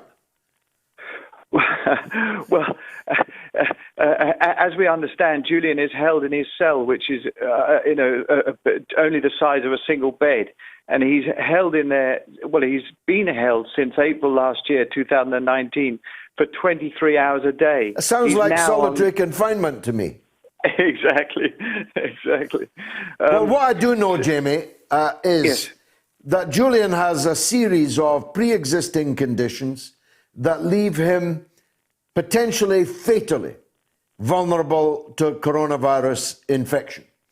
The second thing I know is that his wing, and in fact the whole of Belmarsh Prison, is a hot spot for coronavirus infection, infecting the staff and the inmates. And the third thing I know is that the authorities are moving people with coronavirus out of other wings into Julian's wing. Now that all sounds to me like a recipe for disaster. Last word to you, Jamie. Absolutely, no, perfectly put. Thank you, George. Could I just separately, I'm part of one of the grassroots supporters for Julian Assange in London when I'm in London, but the group are based in London, and they do peaceful demonstrations outside of the Australian embassy on Wednesday, and they also go to the prison on Saturday at 12 o'clock, and then to Piccadilly Circus. They follow all the sort of precautions for the coronavirus, and they have permits for doing this. But we need more people to support us, to actually get people on the streets, to share the message. The public are actually accepting this. They take the flyers, and people are becoming more aware and more interested and more appalled, of course. And where is the Australian High Commission on Wednesday? I haven't got the address at the moment in my mind. It's easy to find in the centre of London. Yeah. I need to go, Jamie. Tarif is in New Orleans on Black Lives Matter. Go ahead, Tarif. How you doing, Mr. George? This All is good, Tarif. brother. Thank you. Black Lives Matter. I want to bring up Black Lives Matter. Black Gender Report did an article on them, and also 10 chapters of the organization, the people that grassroots part of it. They wrote a letter to them asking Black Lives Matter Global Network, that's the ones that receive the money, and that's what you have your head spokesman, right, that works for. They wrote a letter to them saying, where's the money? Where have you had to receive anything from y'all? Millions have been given by some of the biggest corporations in the world to BLM. What did they do with that money? I have no idea, but they should do an audit on them, take them to court or something to find out where that money went to. And also, I have one more comment, if you don't mind. You don't mind if I put my other comment? Go on, bro. Okay. Dealing with their elections, throughout the 2 weeks was going on with the Giuliani and Inwood and Sidney Powell and Gina Ellis. Come to find out by listening to these different political scholars dealing with the Constitution, what's going to happen is this. Might happen. The governors and the state senators, the governor and the state secretary going to send their own electors to the government, to the Washington, D.C., right? To the Electoral College. To the Electoral College, to saying that give it to Biden. But the state senators, the state elected representatives, I'm not talking about your federal senators or your federal congressmen. I'm not talking about them. I'm talking about your state senators and your state representatives, right? They can send their electors to Washington, D.C., so you can have two sets of them. So what's going to happen is that's going to trigger a constitutional crisis. That's going to be probably rushed to the Supreme Court. And when that happens is Giuliani with his evidence and Sidney Powell with the evidence, they're going to put that up there, for the benefit of the state representatives, right?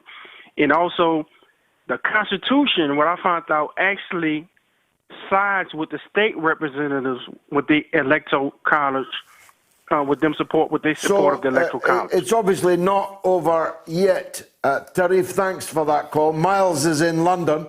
Go ahead, Miles.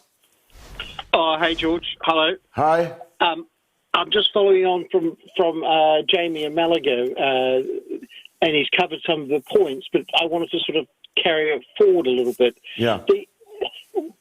The people like Mr. Harding are sort of very close to the decision-making in Belmarsh Prison, turning Julian's wing into a makeshift hospital without taking Julian out of that wing and sending him to a minimum security.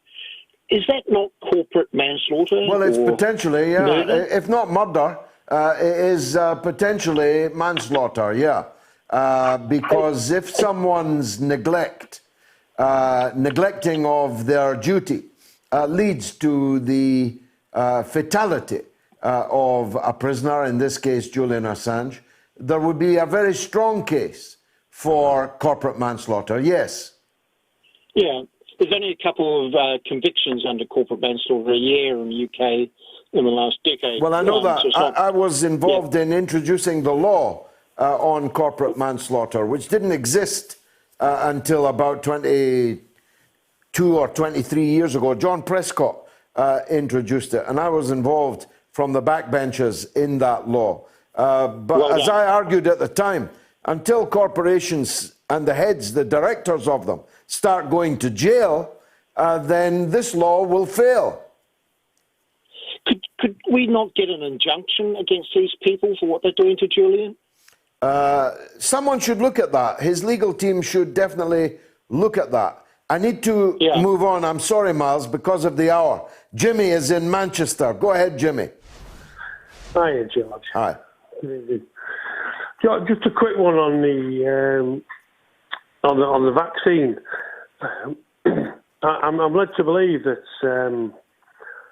the vials that the vaccines are transported in are going to be delivered in are in doses of 5, which is no problem because you're in that many. And then when you get, if you should do 1 million vaccinations a week, they have to be repeated once every 3 weeks. How long you would think the vaccine is going to take to be distributed to everybody? Well, I don't know that it can only be done 1 million a week. The army is going to be, the British Army is going to be deployed in Scotland, for example, administering this vaccine. If we all wait to get administered by our general practitioners, who are, of course, in most cases, very hard to see, then it will indeed be a problem. Jimmy, we'll need to come back to that because there's a legend on the line. It's Norma in Bristol on the great Paul Robeson. Go ahead, Norma.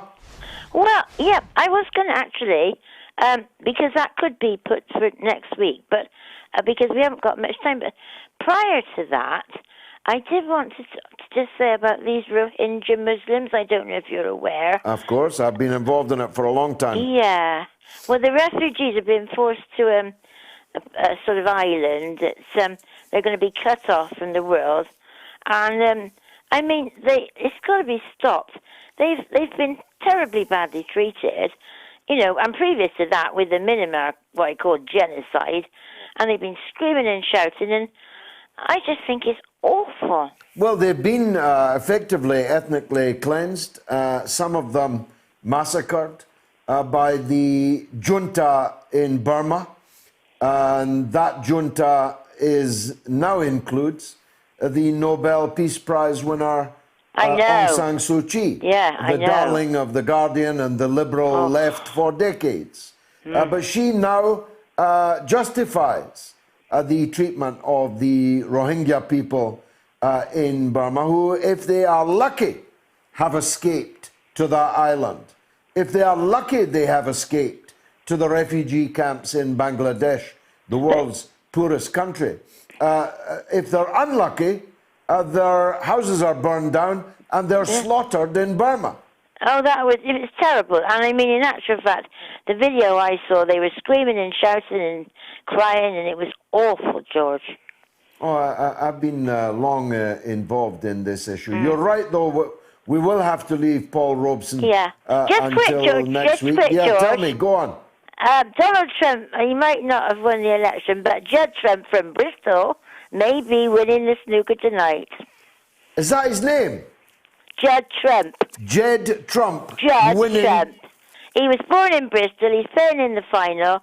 And he's winning the snooker tonight. Well, he isn't actually, but he may do. You've got to wait another half hour. Well, I hope that Donald Trump has the grace to tweet his admiration for Mr. Trump. Set them up on table 3, if you don't mind. Norma, thanks for that. It's always lovely to hear your voice, and the best to you and your husband from all of us here at the mother of all talk shows. I enjoyed the show. I hope you did. It's been marvellous for me. If it was for you, then come back next week at the same time, same place, and bring another viewer, another listener with you. May God go with you all.